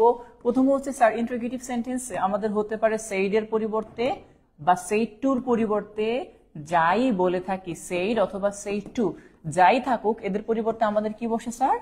আস্ট কথাটা বসে, তাই না? এটা আস্টও থাকতে পারে প্রশ্নে, অর্থাৎ যাই থাকুক আমরা সেম একটা ওয়ার্ডই ব্যবহার করব, সেটা হচ্ছে আস্ট। ওকে, এখন একটা বিষয় ক্লিয়ার হতে হবে আমাদের, সেটা হচ্ছে এই আস্ট কথাটা সবসময় থাকে। যে ক্ষেত্রে অপশনে যদি আস্ট না থাকে তাহলে ওয়ান্টেড টু নো দিয়েও ব্যবহার করা যাবে, এটা অপশনের উপর নির্ভর করে। এখন একটু দেখি স্যার, এটা গেল হচ্ছে একটা অপশন, যা সেইড এর পরিবর্তে বা ইনভাইটেড কমার বাহিরের অংশে আমরা কি বসাতে পারি, এটা গেল। এবার আসি স্যার, সেন্টেন্স কি জয়েনিং দিব কি দিয়ে, কনজাংশন হিসাবে কি বসতে পারে, তাহলে আমরা কনজাংশন আসি স্যার। তাহলে কনজাংশন কি বসাবো, কনজাংশন হিসাবে আমরা বসাতে পারি ইফ। ইফ বসাবো কখন, সেটা হচ্ছে ডব্লিউএস কোশ্চেন না হলে, তাহলে ডব্লিউএস না থাকলে, অর্থাৎ সেন্টেন্সটা যদি ডব্লিউএস কোশ্চেন না হয় সেক্ষেত্রে আমরা ইফ ব্যবহার করব, ওকে, কনজাংশন হিসাবে। আচ্ছা, আরেকটা হচ্ছে স্যার কনজাংশন হিসাবে কিছুই বসাবো না। কেউ যেন আবার নাথিং লিখে দিয়ে না যে স্যার নাথিং লিখে দিব, তাহলে না, অর্থাৎ কিছুই বসবে না। কি হলে স্যার, ডব্লিউএস ওয়ার্ড দ্বারা প্রশ্ন হলে, তাহলে ডব্লিউএস থাকলে, হিসাবটা হচ্ছে এরকম যে ডব্লিউএস থাকলে আমরা তখন কনজাংশন হিসাবে কিছুই বসবো না। এক্সক্লেমেটরি সেন্টেন্সটা আরেকবার যদি বলতেন, ভাই আসতেছি এক্সক্লেমেটরি সেন্টেন্সের, একটু ধৈর্য ধরবো, আমি আসতেছি এক্সক্লেমেটরিতে, হ্যাঁ আমি আসতেছি এক্সক্লেমেটরি সেন্টেন্সের দিকে আস্তে আস্তে। আমি একটু জাস্ট এই অংশ থেকে চলে আসি। এবার ধরেন কোন একটা সেন্টেন্সের মধ্যে লেখা আছে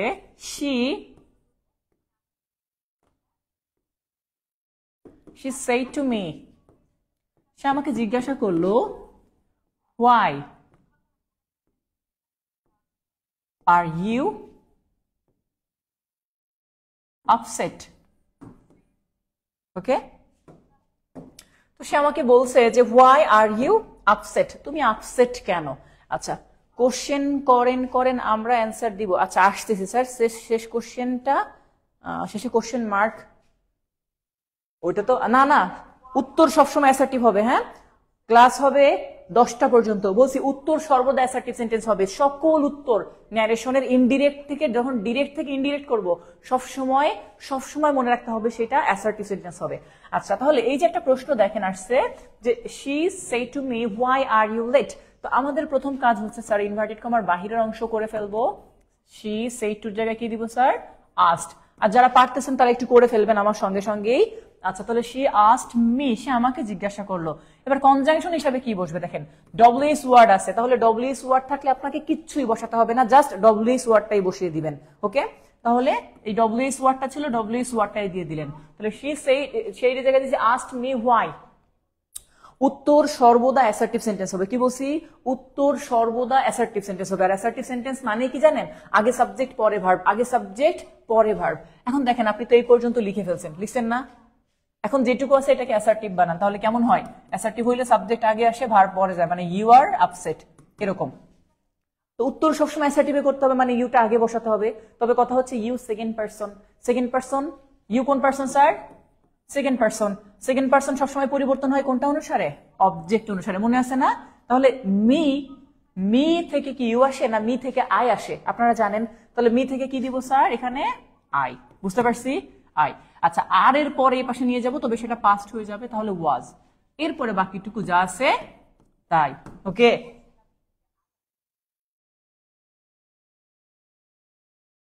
শি না দিয়ে ও সেইড দিছি, আচ্ছা সমস্যা না, এটা মুখে তো বলে দিচ্ছি অলরেডি, ওকে। ও সরি, এটা এরকম হবে তাই না। তাহলে she asked me, এরকম কথাটা she asked me why I was upset, এটা হচ্ছে একটা সিস্টেম। আর যদি দেখি যে ইনভাইটেড মানে ডব্লিউএস ওয়ার্ডটা নেয়, অন্যভাবে প্রশ্নটা আছে। যেমন ধরেন কোনো কারণে যদি একটা জায়গায় লিখিয়েছি দ্য বেডি, তাই তো, the lady said to me can you help me, তাহলে এই বেডি আপনাকে জিজ্ঞাসা করছে যে তুমি কি আমাকে সাহায্য করতে পারো, বা আপনি কি আমাকে সাহায্য করতে পারেন। তাহলে এই ক্ষেত্রে আপনি কি করবেন বলেন তো, the lady asked, said to জন্য, তারপরে মি। এইবার এখানে কথা স্যার, এবার কিন্তু ডব্লিউ আর এইচ নাই, এখানে যেমন ডব্লিউ এইচ ছিল শুরুতে, দেখেন ডব্লিউ এইচ ছিল, বাট এখানে নাই, না থাকার কারণে কি দিব, একটা ইফ দেওয়ার পরে বাকিটা সেম করব, তবে অ্যাসার্টিভ করতে হবে, মানে আগে সাবজেক্ট পরে ভার্ব, ওকে। তাহলে ইউটাকে আগে আনলে কি হয় স্যার, এখানে মি ছিল, মি থাকার জন্য আসে আই, ক্যানটাই পাশে নিলে পাস্ট করতে হবে, তাহলে কি হচ্ছে কুড। তারপর হচ্ছে কি sir help, I could help. আর মি লেখা ছিল, মি কোন পারসন, আই থেকে আসছে মি মানে সাবজেক্ট, ফার্স্ট পারসন। এটা কোন পারসন স্যার, ফার্স্ট পারসন। আর ফার্স্ট পারসন পরিবর্তন হয় সাবজেক্ট অনুসারে। হ্যাঁ, তাহলে সাবজেক্ট কি ছিল, দ্য লেডি। এবার বলেন তো লেডির প্রোনাউন কি, শি, শি। বাট আপনি লাস্টে বলেন হেল্প শি হবে নাকি অবজেক্টিভ ফর্ম হবে, হেল্প হার, কি হবে হেল্প হার। ওকে, এখানে মির জায়গায় কি হচ্ছে হেল্প হার। এই হচ্ছে সিস্টেম, যে the lady asked me if I could help হার। আচ্ছা স্যার, এই পর্যন্ত বুঝতে পারছি কিনা একটু কমেন্টসে জানাই। এই পর্যন্ত ক্লিয়ার বুঝতে পারছি কিনা একটু কমেন্টসে জানাই। অ্যাড্রেসিং অ্যাজ বাক্যের শুরুতে বসবে।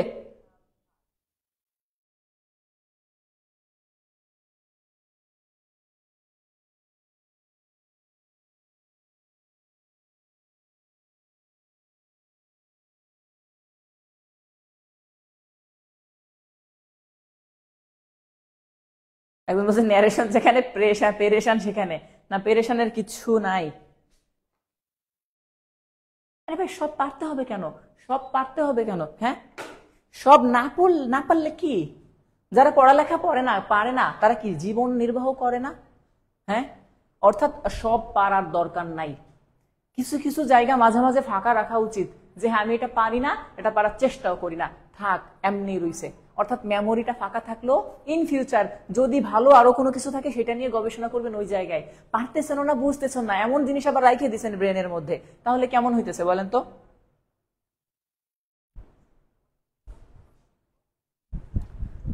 মানুষ কি জীবনে সবকিছু পায় বলেন তো? সবকিছু পারে। সো আপনার কাজ হচ্ছে দরকার নাই, পারি না, থাক বাবা তুই এমনিই থাক, তোর উপর যতটুকু শ্রম দিছি ততটুকুই দিছি। হ্যাঁ, আর যদি দেখি যে আমার পাড়াই লাগবে, আমার জন্য প্রয়োজন, আমার দরকার, সেটা ছলে বলে কলে কৌশলে যেমনেই হোক পরিশ্রম কইরা আপনাকে আপনারটা আদায় করে নিতে হবে। অন্যরা পারতেছে, আমি পারবো না কেন? আপনি পারতেছেন না কারণ অন্যরা যতটুকু পরিশ্রম করছে আপনি সেটা করেন নাই। ওরা ছোটবেলায় হয়তো ডিটেলস বেশি করে পড়ছে, আপনি তখন ফাঁকি দিয়া ঘুরে বেড়াইছেন চিপা দিয়া। এখন ওরা কি করে, চিপা দিয়ে ঘুরে বেড়ায়, আপনি এখন পড়তে বসেন পারেন না। কারণ ছোটবেলায় তো স্যার হাতে ধরে ধরে বুঝাইতো, এখন তো বুড়া বড় এরকম হয়ে গেছি, আমরা আমাদের মতো করে আর বুঝাই না, বা ক্লাসের মধ্যে সুযোগ থাকে না। আপনি যখন গ্রাজুয়েশন কমপ্লিট করতে যান বা যখন কলেজে যান, কলেজে তো পুরো এখন পড়েই না। আমার ভীষণ বিরক্তির জায়গা, আমি সাধারণত আমার লাস্ট স্টুডেন্ট থাকি মানে অ্যাডমিশন এই অ্যাডমিশন ক্যান্ডিডেট যারা হচ্ছে এরা আমার সবচাইতে জুনিয়র স্টুডেন্ট। এর থেকে নিচের দিকে আমার কেন যেন নামতে ইচ্ছা করে না। একটা সময় প্রচুর পড়াতাম যখন কলেজে টিচার ছিলাম, তো তখন দেখা যাচ্ছে ওই 9, 10, 11, 12 এদেরকে পড়াইতাম। কিন্তু পোলাপান এত পাজি, বিশেষ করে ইন্টারের পোলাপান তো পারলে একজন আরেকজনের কোলে বসে, ওরা পড়তে আসে না, ওরা আসে সবসময় একজন আরেকজনের চোখের ভাষা পড়তে। এই পাশে পাশে বসাই, ওদেরকে যদি টেকনাফে বসাই, তেতুলিয়াও বসাই, কোন দিক দিয়ে যেন ওদের কানেকশন ঠিক ওইদিকে আবার চোখাচোখি হচ্ছে। মাঝখানে যে 1 ঘন্টা চলে গেছে পড়ার, ওদের এটা মনেই নাই। বাট এটা সত্য, তারা নিয়মিত আসে। অন্যরা দেখা যাচ্ছে নিয়মিত আসবে না, বাট তারা নিয়মিত আসে। কিন্তু কথা হচ্ছে নিয়মিত আসে, নিয়মিত বসে, নিয়মিত চোখাচোখি হয়, কিন্তু পড়ালেখার দিকে একটু কম।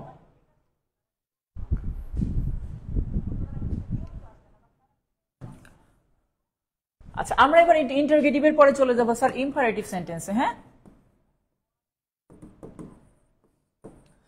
যারা এখানে ইন্টারের আছো, যারা আছো মানে এই যে টিনেজ পার করেছো, মানে 18 থেকে ধরো 19, এখন 12-এ পা দিয়েছো বা 21-এ আছো, 2-1 জন যারা এখনো ওই লেভেলের, বা রিসেন্টলি ইন্টার পাস করে ঢুকছো গার্লফ্রেন্ড নিয়ে ক্লাসের মধ্যে।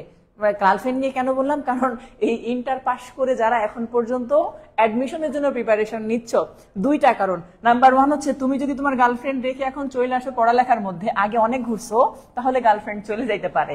এটা কিন্তু খুবই রিস্কি একটা জোন। হ্যাঁ, এই 3 মাস তুমি যে 3 মাস খুব ধুমসে পড়ালেখা করবা গার্লফ্রেন্ড রেখে দিয়া, তাহলে কিন্তু সে চলে যেতে পারে। কারণ এতদিন ঘুরছো, তার অভ্যাস তো খারাপ করছো তুমি। হঠাৎ করে যখন তোমার শূন্যতা অনুভব করবে, তোমার বন্ধু অথবা তার চাচাতো ভাই সে তাকে নিয়ে একটু ঘুরে বেড়াবে 2-3 দিন, এরপরে দেখবা যে তার ভালো লেগে গেছে, তোমার দিকে আর যোগাযোগ নাই। ওটা একটা অপশন। 3 মাস তুমি কঠোর পরিশ্রম করছো, কোনো কারণে চান্স পাও নাই, তাহলে কিন্তু ফাইনালি কাট, আর তার সাথে যোগাযোগ হবে না। সে কিন্তু ঠিকই তোমার থেকে 1 ক্লাস সিনিয়র যে গত বছর চান্স পাইছে সেই ভাইয়ার পিছনে একটু দৌড়াবে, কারণ সে চিন্তা করবে ওর আরেকটা গার্লফ্রেন্ড আছে, সমস্যা নাই, তবুও সে চান্স পাইয়া গেছে অলরেডি, মানে এটা সেফ জোন, তখন সে ওই জায়গায় ডাইভার্ট হবে, তোমার থেকে মুভ করবে। ঠিক আছে, তো এই জন্য বলতেছি যে যারা এখন খুব রিসেন্টলি ইন্টার পাস করেছো, তারা যদি কোনো কারণে চিন্তা করো যে যেই এতদিন চোখাচোখি হয়েছে সেই চোখাচোখি চলতে থাকুক, চলমান, তাহলে হয় তার উচিত কোনোভাবে অ্যাডমিশনের চেষ্টাই করবা না, তাকে বুঝতেই দিবা না যে আমি পারতাম না। কি বলবা? বলবা যে আমি চেষ্টাই করি না, আমার দরকার নাই ঢাকা ইউনিভার্সিটি পড়ার, আমার দরকার নাই জাহাঙ্গীরনগরে পড়ার, পাবলিকে পড়ার দরকার নাই, প্রাইভেটে পড়বো, দুজনে মিলে চলো প্রাইভেটে পড়বো, চুটিয়ে প্রেম করবো। এটা একটা অপশন। আরেকটা অপশন হচ্ছে বাড়িতে বলবা লেখাপড়ার ইচ্ছা নাই, বিয়া দিয়ে দাও, এটা আর একটা অপশন। বাট তুমি যদি অ্যাডমিশনে চান্সের জন্য আসো, তাহলে হিসাবটা হচ্ছে যে ভালো করে পড়াশোনার পিছনে লাগে যাবা, দুইজনে মিলে যদি লাগতে পারো, মানে গার্লফ্রেন্ড বয়ফ্রেন্ড দুইজনেই যদি ধুমসে পড়ালেখার মধ্যে লাগতে পারো, তাহলে টিকবে। যদি কোনো কারণে তাকে রেখে দিছো, কারণ সুন্দরীরা তুলনামূলক কম মেধাবী না, মানে ফাঁকিবাজ বেশি হয়, প্রেম করতে থাকে, আর তুলনামূলক কম সুন্দরী যারা, ওরা পড়ালেখা বেশি করে, এটা একটা হিসাব বরাবর। ছেলেদের মধ্যে হিসাবটা আবার আলাদা, ছেলেদের মধ্যে সুন্দরী অসুন্দরী নাই, ছেলেদের মধ্যে তুলনামূলক একটু আপগ্রেড যারা উঁচু শ্রেণীর, ওরা কম পড়ালেখা করে, একবারে নিচু শ্রেণীর ওরা অভাবে কম পড়ালেখা করে, মিডিল ক্লাস যারা ওরা সবচেয়ে বেশি পড়ালেখা করে, সবচেয়ে বেশি পাবলিকে চান্স পায় মিডিল ক্লাসের যারা। এখন আচ্ছা, হ্যাঁ, প্রেম করা গুনাহ, এটা সবাই শুনে, মানে না কেউ আজ পর্যন্ত দেখি নাই আমি। তো যাই হোক, এখন ধরেন যেটা বলতেছিলাম, যে তুমি যখন দেখবা যে হ্যাঁ আমি কোনো কারণে চান্স পাবো না, তো যদি চান্স না পাই তাহলে চেষ্টার দরকার নাই, তাকে দেখাবা যে চেষ্টা করি নাই। আর যদি কোনো কারণে দুইজনে মিলে চেষ্টা করতে পারো তাহলে করে যাও, দুইজনে মিলে চান্স পাইলে ভালো। যদি কোনো কারণে একজন ব্রেক করো, যে ছুটে যাবা, মনে করবা 100% যদি দুইজন চান্স না পাও ব্রেকআপ হয়ে যাবে। যদি তোমার গার্লফ্রেন্ড চান্স পায় তোমাকে পাত্তা দিবে না, তুমি চান্স পাইলে গার্লফ্রেন্ডকে পাত্তা দিবে না, কারণ গার্লফ্রেন্ড এমনিতেই থাকবে না, তখন সে আরেকজনকে নিয়ে যাবে, এই টাইপের হবে। কারণ তোমার সামনে তখন সুন্দরী রমণী, ওই যে সেফুদার সুন্দরী কচি কচি রমণী আরো ঘুরবে, এটা একটা অপশন। আর আরেকটা বিষয় হচ্ছে কি, যদি দেখো যে পড়ালেখার মধ্যে আসি ওইদিকেও আসি, পড়ালেখার মধ্যে আসি এইদিকেও আসি, তাহলে কখনোই তুমি চান্স পাবে না। কারণ বিখ্যাত একটা ডায়ালগ আছে, সেটা কি জানো, যে আ person can not be wise and lover at a time. একটা মানুষ কখনোই একই সাথে জ্ঞানী এবং প্রেমিক হতে পারে না। আর যারা খুব গভীর প্রেম করছো তাদের এটা আবার মনে রাখা উচিত, সেটা কি জানো, সেই বিখ্যাত ডায়লগ, গ্রেট লাভ ডিমান্ডস গ্রেট স্যাক্রিফাইস।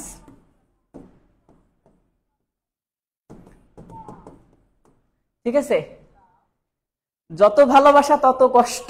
ঠিক আছে, প্রেমের পিএইচডি চলতেছে, সমস্যা নাই, শিখার কোনো শেষ নাই। আজকে শিখতেছো, কালকে আরেকজনকে জ্ঞান দিয়ে দিবা, সমস্যা নাই। জ্ঞান দিতে তো টাকা লাগবে না, ভাইয়ার কাছ থেকে নিবা, অন্যদেরকে দিবা, এর জন্য আমাকে সুদ দেওয়া লাগবে না, কোনো ধরনের পেমেন্টও দেওয়া লাগবে না। আজকের এটা ফ্রি ক্লাস। আচ্ছা যাই হোক, এবার ইম্পারেটিভ সেন্টেন্স একটু চলে আসি। তো ইম্পারেটিভ সেন্টেন্সটা আমরা বুঝবো কিভাবে স্যার? সবসময় ভার্ব দিয়ে শুরু হয়। কি দিয়ে স্যার? ইম্পারেটিভ সেন্টেন্স শুরু হয় ভার্ব দিয়ে, যেমন do it, go, it, read, কাম, এরকম কথা। ওকে, ভয়েস চেঞ্জের ক্লাস হয়েছে কিছুতে। আচ্ছা, এখন একটু খেয়াল করি স্যার, ইম্পারেটিভ সেন্টেন্স আমরা কি করতে পারি স্যার? সেইড এর যে কথাটা স্যার, সেইড এর সাথে যদি টু থাকে বা শুধু সেইড থাকে, তাহলে সেক্ষেত্রে আমরা ব্যবহার করতে পারি তিনটা জিনিস। ওকে, একটা হচ্ছে স্যার অর্ডার, আদেশ বুঝাইলে, এটা তো তোমরা বুঝো। বা ইম্পারেটিভ সেন্টেন্স নট রিলেশনশিপ। হ্যাঁ, ওকে, এখানে হচ্ছে বাপ ছাড়া, মানে কি বলে, বাপ ছাড়া ভার্ব, এখানে বাবা নাই, তার কর্তা নাই, সাবজেক্ট নাই। আচ্ছা, এটা হচ্ছে স্যার কি বলছি, অর্ডার হতে পারে স্যার রিকোয়েস্টেড। আরেকটা কি আছে স্যার বলেন তো? অ্যাডভাইসড। অনুরোধ করলে এটা বুঝাবে, উপদেশ দিলে এটা, আর অর্ডার দিলে এটা, যেটা আদেশ বলি আমরা, এরকম। হ্যাঁ, তবে এখানে অনেক ক্ষেত্রে কি বলা হয় জানেন, এখানে মার্চ কথাটা লেখা আসে, মার্চ, এরকম কথাটা মার্চ করে না, ওই যে সেনাবাহিনীতে বিশেষ করে শব্দটা ব্যবহার করা হয়, মার্চড, এরকম টাইপের, যেটা কমান্ডও হইতে পারে। হ্যাঁ, অথবা এরকম কমান্ড, অর্ডার দেওয়া, কমান্ড দেওয়া, এই জন্য অর্ডার যে দেয় তাকে কমান্ডার বলা হয় অনেক ক্ষেত্রে, এটা ব্যবহার করা হয়ে থাকে ব্যতিক্রম কিছু ক্ষেত্রে। তো জাস্ট এইটা হচ্ছে একটা অপশন। আচ্ছা, এবার কনজাংশনের কথা আছে স্যার, এটা এখানে কনজাংশন বসে না, তাহলে কনজাংশনের জায়গায়, কনজাংশনের জায়গায় টু বসে, কনজাংশনের কি বসে স্যার? টু বসে, এটা মনে রাখবো। কনজাংশনের জায়গায় কি বসবে? টু বসবে। স্যার প্রশ্ন সলভ করলে আরো ভালো বুঝতে পারতাম সম্ভবত লিখতে গিয়েছিল। সমস্যা নাই, প্রশ্ন সলভ করা হবে, সমস্যা নাই। আস্তে আস্তে বেসিকটা বলি তারপরে। তাহলে হিসাবটা স্যার কনজাংশনের জায়গায় কি হচ্ছে? টু বসবে। এখন একটু ধরেন কোন একটা সেন্টেন্সে লেখা আছে she said to me, অথবা she said please give me a pen. সে বলতেছে যে দয়া করে আমাকে একটা কলম বা পেন দাও। ওকে, আচ্ছা এখন ধরেন ক্লাস কখন শেষ হবে? শেষের দিকে চলে আসছে, আর 4-5 মিনিট 7 মিনিট ক্লাস হবে। আচ্ছা এখন ধরেন she said, তাহলে আমরা প্রথমে দিলাম she, এবার দেখেন প্লিজ লেখা আছে, মানে বুঝতে পারতেছি এটা দিয়ে সে রিকোয়েস্ট করছে, তাই না? তাহলে said এর জায়গায় আমরা কি দিব স্যার? রিকোয়েস্টেড। তাহলে she requested। আচ্ছা যেহেতু প্লিজ ছিল এটা বাদ, যখনই আপনি রিকোয়েস্ট লিখে ফেলছেন প্লিজটা বাদ। এখন ধরেন কনজাংশন হিসাবে বলছিলাম কি বসবে এখানে? একটা টু, তাই না, ভার্বের আগে। তাহলে এখানে একটা টু দিবেন, এরপরে বাকিটুকু যেভাবে আছে গিভ মি। মি কোন পারসন স্যার? আই থেকে আসছে মি, মানে ফার্স্ট পারসন। ফার্স্ট পারসন পরিবর্তন হয় সাবজেক্ট অনুসারে, সেটা কি ছিল? শি। এখন আপনি বলেন গিভ শি লেখা হয় নাকি তার অবজেক্টিভ ফ্রম হার লেখা হবে? হার। তাহলে টু হার, তারপরে বাকিটুকু যা থাকবে সেটা। ওকে, আচ্ছা এটা ক্লিয়ার বুঝতে পারছি কিনা ভাই একটু জানিয়ে দিই সবাই। এটা ক্লিয়ার বুঝতে পারছি কিনা একটু কমেন্টসে জানিয়ে দেন।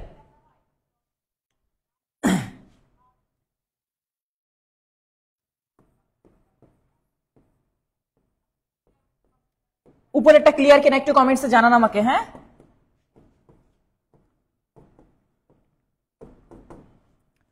লেখা হচ্ছে টিচার সেড গেট আউট। তাহলে আমরা কি দিব? প্লিজ থাকলে রিকোয়েস্টেড, কাইন্ডলি থাকলে রিকোয়েস্টেড। যদি এখানে প্লিজ নাও থাকতো তবুও রিকোয়েস্ট দিতাম। হ্যাঁ, কারণ একজনের কাছে আপনি কলম চাবেন, তারা কি বলবে? বেটা কলম দে, ওইটা বললে ও আরো দিবে না থাকলে। ওকে, এটা বুঝতে হয়। তো যাই হোক, এবার টিচার, আমাদের এটা টিচার দিলাম। সেইড এর জায়গায় কি দিব এবার? স্যার অর্ডার, যেহেতু আদেশ করছে যে বাহির হয়ে যাও, তাই না? তাহলে অর্ডার, তাহলে টু, তারপরে কি দিব স্যার? Get out. এটা the teacher's order to get out.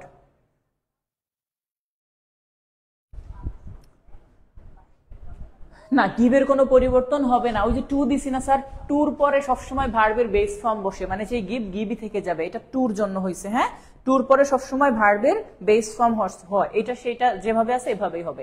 আচ্ছা এটা গেল একটা অপশন। তাহলে টিচারের এটা গেল, এটা হচ্ছে আদেশ দিছে সেটা গেছে। আর একটা দিচ্ছি আমরা অনুরোধ করছে। হ্যাঁ, আচ্ছা এখন একটু খেয়াল করি স্যার, আদেশ অনুরোধ। এবার আসেন স্যার, অনেক ক্ষেত্রে আমরা উপদেশটা দেখে আসি। ধরেন লেখা হচ্ছে মাদার, মাদারের পরে কি লেখা আছে? Mother said to me. তাহলে মা আমাকে বললো, কি বলছে? Don't run in the sun. সূর্যের মধ্যে দৌড়াদৌড়ি করো না। এটা একটা উপদেশ। আদেশ আর উপদেশের মধ্যে কিন্তু একটু পার্থক্য আছে। হ্যাঁ, আদেশ হচ্ছে যিনি দেন, যাকে দেন, দুইজনের স্বার্থ জড়িত, অধিক গুরুত্ব। যেমন আমি যদি বলি আজকের মধ্যে কাজগুলা শেষ করো, ধরেন আমার স্টাফদেরকে বললাম আজকের মধ্যে কাজগুলা শেষ করো, যদি তারা শেষ না করে আমারও ক্ষতি হবে, আবার তাদেরও কিন্তু ক্ষতি হবে, কারণ তারাও এর সঙ্গে জড়িত। আচ্ছা, আর উপদেশটা হচ্ছে আমি যাকে দিচ্ছি মাগনা, ফ্রি দিচ্ছি, যদি মানে তার উপকার হবে, না মানলে তার ক্ষতি হবে। আমি ধরেন আমার স্টাফদেরকে বললাম রাস্তা দেখে শুনে পার হবে, এখন ও রাস্তা পার হইতে গিয়ে ধরেন এক সুন্দরী তরুণীকে দেখে দেখে পার হয়েছে, গাড়ি তার উপর দিয়ে হাইটা গেছে, ক্ষতি কিন্তু ওর হবে, আমার হবে না। অর্থাৎ উপদেশের বিষয়টা হচ্ছে যাকে দিচ্ছি মানলে তার উপকার, না মানলে তার ক্ষতি। আদেশের বিষয়টা হচ্ছে যাকে যে দিচ্ছে তারও স্বার্থ জড়িত, ওরও স্বার্থ জড়িত, দুইজনের স্বার্থ জড়িত। ওকে, এবার দেখি আমরা এখানে কি বলছে স্যার। তাহলে মাদার এটা দিলাম। তাহলে মাদার সেড টু জায়গায় আমরা এবার কি ব্যবহার করবো স্যার? মাদার আমাকে কি করছে? উপদেশ দিছে যে সূর্যের মধ্যে দৌড়াদৌড়ি করো না, তাহলে তোমার ক্ষতি হবে। তাহলে অ্যাডভাইসড মি। এবার ডোন্ট লেখা আছে নেগেটিভ সেন্টেন্স, নেগেটিভ থাকলে টুর সাথে যুক্ত হয় একটা ওয়ার্ড নট টু। টুর সাথে কি দিব স্যার? Not two.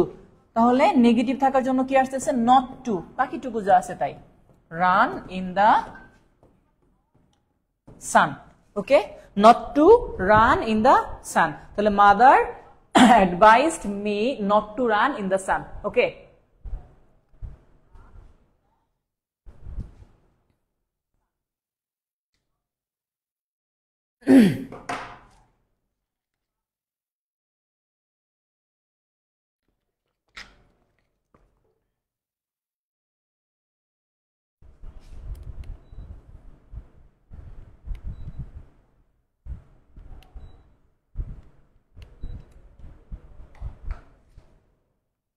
হ্যাঁ, তাহলে not to run in the sun, এটা গেল।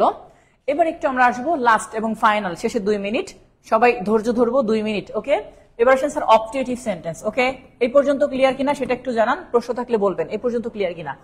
অপটেটিভ সেন্টেন্স আপনি বুঝবেন কিভাবে? অপটেটিভ সেন্টেন্স মে দ্বারা শুরু হয়, তবে মেটা উজ্জ থাকে বেশিরভাগ ক্ষেত্রে। যেমন মে গড ব্লেস ইউ না বলে শুধু বলে God bless you, may Allah bless you না বলে কি বলে শুধু আল্লাহ ব্লেস ইউ, মানে এই টাইপের কথাগুলা থেকে থাকে সেক্ষেত্রে। ওকে, হ্যাঁ ফরবিড দিলেও হবে, কারেক্ট, ফরবিড দিলেও হবে। ওকে, বারণ করা, এটা অপশন অনুসারে ই করে, ভ্যারি করে। আচ্ছা, তাহলে এখন ধরেন অপটেটিভ সেন্টেন্সে কি করা হয় স্যার? মে, এই মেটা আপনাকে ধরে নিতে হয় না থাকলে।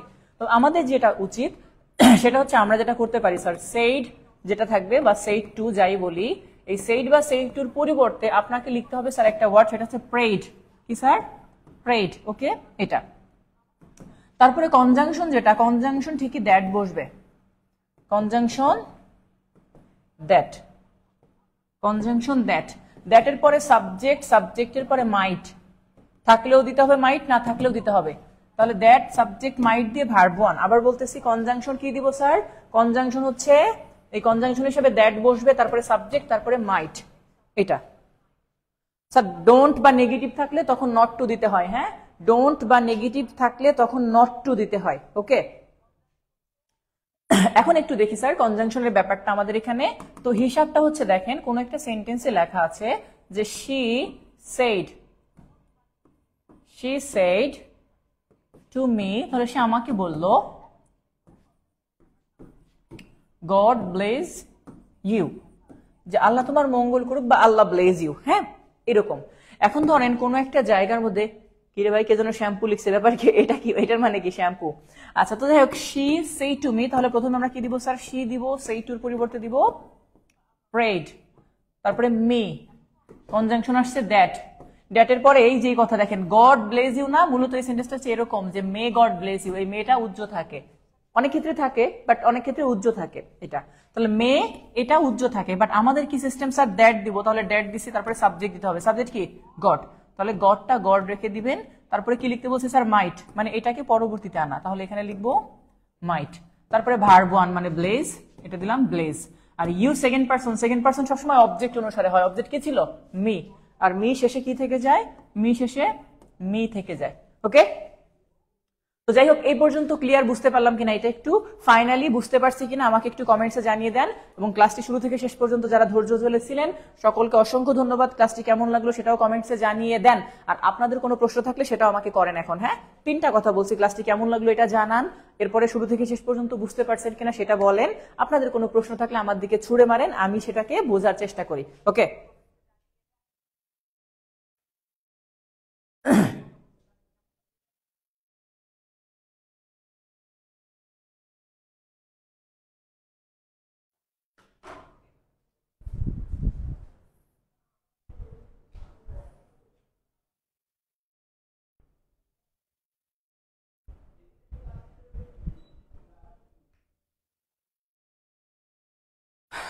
আচ্ছা, আপনাদের কোনো কিছু জানার আছে কিনা আমাকে একটু বলেন, কোনো বিষয়ে কোনো কিছু জানার আছে কিনা? স্বজন রায় প্রথমে বলছে স্যার সি মানে ক্লিয়ার, এটা দিয়ে সে বুঝাইতে চেয়েছে। আর কারো কোনো প্রশ্ন আছে কিনা এটা একটু জানতে চাই।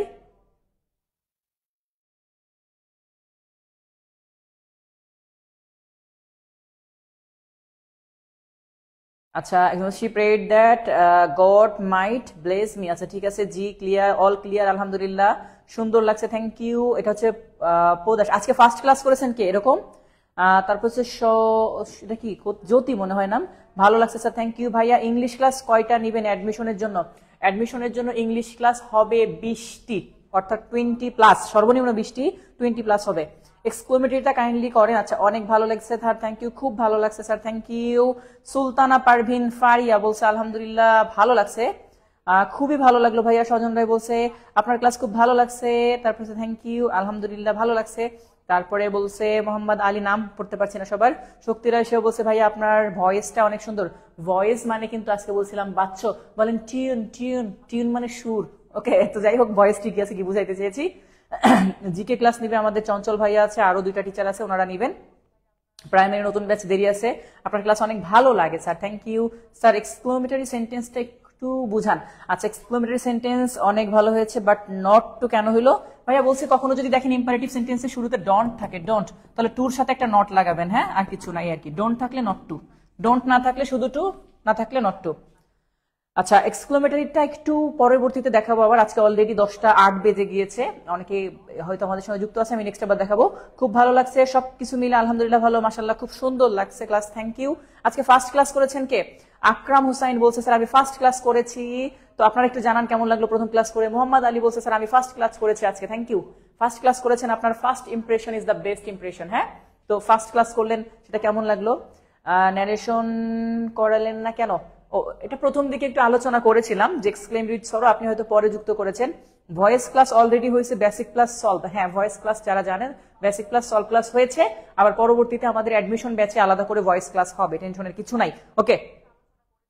ওই কিরে আজকের ক্লাস রসমালাই আর মধু, ওই কিরে মধু, তাই না? আকরাম হোসাইন বলছে কোন কোন বই পড়বো অ্যাডমিশনের জন্য? অ্যাডমিশনের জন্য আপনি কোন ইউনিটে সেটা একটু জানাবেন, এবং অ্যাডমিশনের জন্য যদি আমি বাজার একটু ঘাটাঘাটি করে দেখেছি, সেক্ষেত্রে হচ্ছে জয়কুলির বইটা তুলনামূলক এবার আমার কাছে মনে হয়েছে বেস্ট, কারণ তারা 3টা পার্টে সাজিয়েছে বইগুলা। সেক্ষেত্রে বি ইউনিটের জন্য বাংলা ইংলিশ জিকে জয়কুলির পড়লে আর এনাফ, আর টিচারদের ক্লাস করলে বুঝে বুঝে সলভ করলে এনাফ, আর প্রয়োজন হবে না, ওকে এটা। আচ্ছা, he said to me, thank you.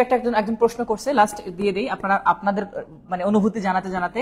কি বলছে sir? He said to me, তারপরে কি বলছে স্যার? Thank you. সে আমাকে বলছে জাস্ট যে আপনাকে ধন্যবাদ। এই যে এই ধরনের কথাগুলো যখন থাকে না, এগুলো শর্টকাটে জাস্ট সে আমাকে ধন্যবাদ, সে আমাকে বলছে কি আপনাকে ধন্যবাদ, তাহলে আমরা এক বাক্যে বলতে পারি না সে আমাকে ধন্যবাদ দিছে। আচ্ছা, বি ইউনিট ভাইয়া ঠিক আছে, আপনি একটু হোয়াটসঅ্যাপ নাম্বারে নক দিয়েন, হ্যাঁ ডিটেলস বলে দিব। আচ্ছা, তাহলে এই যে সেইড টু দেখতেছেন না স্যার, সেইড টুর জায়গায় আমরা একবারে লিখে ফেলতে পারি স্যার থ্যাঙ্কড, হি থ্যাঙ্কড মি, সে আমাকে ধন্যবাদ জানাইছে, মানে এটা অর্থগত ভাবে, ওকে। আজকে প্রথম ক্লাস কেমন লাগলো সেটা তো অবশ্যই জানাবো, প্রথম ক্লাসগুলো কেমন লাগলো সেটা। আচ্ছা, বি ইউনিটের জন্য বলছি যে জয়কুলির বাহিরে আর বই কেনার প্রয়োজন নেই, বাজারে এই বইটা ভালো, আর এছাড়া আপনি যখন ভালো কোনো টিচারের ক্লাস করবেন তাহলে ভালো হবে। আমি কেন বললাম এটা, কিন্তু আমি গতকাল পর্যন্ত আমি কয়েকটা বই বাজারে ঘাটাঘাটি করছি, গতকাল পর্যন্ত ইজি টেকনিক ইজি বই দেখেছি, তারপরে হচ্ছে আপনার মিহির জিকের জন্য মিহির জিকে দেখেছি, মাস্টার বইটা তো আমি পড়াই, এটা অনেক বিগ সাইজ, যেটা আপনাদের জন্য সব প্রয়োজন নেই, এই জন্য এটাকে অ্যাভয়েড করেছি। এছাড়া বাংলার জন্য আরো 2-3টা বই দেখেছি, বিশেষ করে বাংলার জন্য দিগদর্শন একটা বই ছিল, সেটা দেখেছি। তো এরপরে সব মিলিয়ে marathon solving class, right form of verb class কি নেক্সট এর হবে ইনশাআল্লাহ, নেক্সট হয়তো বা রাইট ফর্ম অফ ভার্বের ক্লাস করবো। তো এই জন্য সব মিলিয়ে যেটা দেখেছি সেটা হচ্ছে কিছু স্পেশালিটি আছে জয়কুলি বইটার মধ্যে, আমি দেখেছি এরকম করে পাঠ করা। প্রথম হচ্ছে কি জানেন, এখানে দেওয়া আছে কি জানেন, এখানে দেওয়া আছে ইম্পর্টেন্ট ওয়ান, অর্থাৎ যেটা 1 স্টার দেওয়া, অর্থাৎ ফার্স্ট ইমপ্রেশন। সেকেন্ডে দেওয়া আছে আবার দ্বিতীয় ধাপ, অর্থাৎ আপনি যদি একেবারে বেসিক থেকে করতে চান তাহলে এটা করবেন, তারা একটু বেসিক জানা আছে তারা এই পার্ট থেকে করবেন, মানে পড়া কমাই দিছে তারা, এই অংশটা আপনার প্রয়োজন নেই। এরপরে থার্ড পার্টে গিয়ে আছে ফাইনাল টাস্ক, অর্থাৎ যারা মোটামুটি সেকেন্ড টাইমার তারা এই 2টা অংশ অ্যাভয়েড করতে পারে, একবার এই অংশটা করলে হবে। মানে একটা টপিকের গুরুত্বপূর্ণ, প্রথম সবচাইতে গুরুত্বপূর্ণ, তুলনামূলক কম গুরুত্বপূর্ণ, তার থেকে কম গুরুত্বপূর্ণ, এরকম পার্ট পার্ট করে সাজিয়েছে তারা, তো এই জন্য একটু সুবিধা, ঠিক আছে। তো যাই হোক, আপনারা যারা অ্যাডমিশনের জন্য বা আমাদের অ্যাডমিশন ব্যাচে এনরোল করবেন, আমাদের ফি অলরেডি বলেছি 3000 টাকা ফি। এই 3000 টাকা শুধুমাত্র আমাদের এই আগামী মানে 1 তারিখের আগ পর্যন্ত, ওকে। ফোকাস কোচিং বই কেমন? না, ফোকাসের বইটা আমি দেখেছি তুলনামূলক অত ভালো না, লেখা আছে ফোকাস রাইটিং, বাট ফোকাস বইটা তুলনামূলক বলেছি, সবগুলাই কম বেশি ভালো, বাট তুলনামূলক ভালো, হ্যাঁ এটা একটু বলছি, তুলনামূলকটা কম ভালো, তুলনামূলক কম ভালো বলছি, খারাপ না, বাট তুলনামূলক যদি বলি সেটা আর কি। আপনারা নিজেরাও তুলনা করলে বুঝতে পারবেন, 2-1টা বই বাজারে গিয়ে ঘাটাঘাটি করবেন, দেখে শুনে বুঝে নেবেন। আমরা তো ঘাটাঘাটি করছি, এই জন্য আমি আমার এক্সপিরিয়েন্সটা শেয়ার করলাম আপনাদের সঙ্গে, আপনারাও শেয়ার করলে বা নিজেরা দেখলে বুঝতে পারবেন। আচ্ছা, তো বলছি যে যারা পার্সোনালি করতে চান, হ্যাঁ জয়কুলিতে সবগুলা ডিটেলস বুঝে দেওয়া আছে, এটা হচ্ছে মেইন বিষয়, বাট ফোকাসে ওভাবে হয়তো নেই।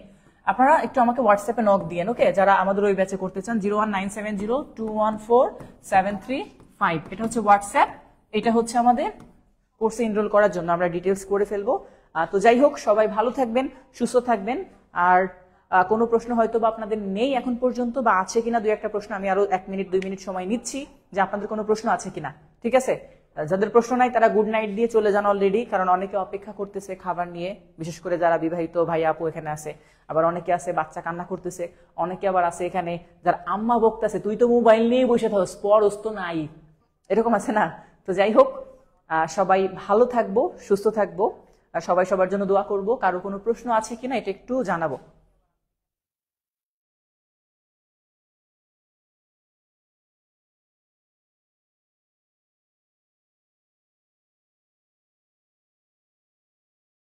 না, উদ্ভাসের আপনাদেরকে একটা কথা বলি, বুঝেন আমার কথাটা। এটা যারা খুব ভালো তুলনামূলক বুঝে তারা এটা বলবেন। আপনাদেরকে আমি বারণ করবো, এটা হচ্ছে আমার সাজেশন, সেটা হচ্ছে যারা কোচিং চালায়, যারা কোচিং বই নিব না, এটা আমরা আমাদের প্রিভিয়াস এক্সপিরিয়েন্স থেকে বলতেছিলাম। কোচিং ওয়ালারা সবসময় তাদের কোচিং এর দিকে বেশি ফোকাস করতে গিয়ে, এই কোচিং এর ব্যবসার দিকে বেশি ফোকাস করতে গিয়ে বইয়ের দিকে ফোকাস কম করে। তার মানে একজন ধরেন উদ্ভাস বলি, উন্মেষ বলি, ফোকাস বলি, সবাই এক একটা কোচিং। এখন তারা তাদের নিজেদের দেখে যে প্রতি বছর আমাদের মানে হাজার হাজার স্টুডেন্ট থাকে, তো এই হাজার হাজার স্টুডেন্টের মধ্যে আমরা যদি বই দেই তাহলে আমাদের এখানে ভালো একটা বিজনেস হবে। তো তখন তারা কি করে, আপনি যেহেতু তাদের কোচিং এ ভর্তি হয়েছেন, তখন তারা আপনাকে এক সেট বই ধরাই দিচ্ছে। এটা একটা ফ্যাক্ট। এখন ওই বইটা আসলে অতটা মানসম্মত না, আমি বাজার ঘুরে যেটা আমার কাছে মনে হয়েছে, কারো কাছে মনে হইতে পারে ডিফারেন্ট। বাট আপনি যখন কোনো প্রকাশনীতে যাবেন, প্রকাশনী, যারা প্রকাশনী, হ্যাঁ প্রকাশনী কেমন, অথবা টিচার যারা কোচিং করায় না, বাট টিচার, প্রকাশনী প্লাস টিচার, ওকে, নিলে এদের বই নিব। ওকে, কোচিং এর বই নাকি প্রকাশনী অথবা টিচার। কেন বললাম, ধরেন আমি যেমন বললাম যে স্যার জয়কলি, দিগদর্শন, তারপরে পাঞ্জেরি, এরা হচ্ছে একটা প্রকাশনী। এই প্রকাশনী সারা বছর তাদের বিজনেস এই একটাই, সেটা কি বই বিক্রি করা। যেহেতু বই বিক্রি করা, তাহলে তারা তাদের বইকে সবসময় আপডেট করতে থাকে যে আগামী বছর আমি কি দিব, নতুন কি আনবো, বাজারে আমার টিকে থাকতে হবে, আমার তো অন্য চিন্তা নাই। আর এই যে যেগুলা দেখতেছেন কোচিং গুলা, এরা চিন্তা করে গত বছর ভালো সেবা দিছি, পোলাপান আমাদের এখান থেকে বেশি চান্স পাইছে, যাই হোক তাই হোক চান্স পাইছে, তাহলে এই বছর বই দরকার নাই, যেটা আছে ওটা চালাই দাও, একবারে ছাপাই দাও, এটা নতুন বই দরকার নাই। ওকে, এই টাইপের। এখন একজন টিচার, টিচার কিন্তু তার রেসপেক্টের জায়গা ধরে রাখার জন্য বইতে কোয়ালিটি নিয়ে কোনো কম্প্রোমাইজ করে না, একজন টিচার যখন বই লেখে। আর কোচিং গুলার বইগুলা সাধারণত তুলনামূলক ওইখান থেকে একটু কপি, ওইখান থেকে একটু কপি, ওইখান থেকে একটু ধার, এইগুলা কইরা মইরা রেডি করে তারপরে একটা বই রেডি করা হয়। তো এই জন্য বলবো যে বই কেনার আগে বেশ কিছু বিষয় আপনার জানা উচিত, বোঝা উচিত, তারপরে বই নেওয়া উচিত। অবশ্যই তো ঘাটাঘাটি করে দেখারও আছে। তো যাই হোক, সবাই ভালো থাকবেন, সুস্থ থাকবেন। আর কথা বাড়ানো, আজকের মতো বিদায় নিচ্ছি। আল্লাহ হাফেজ।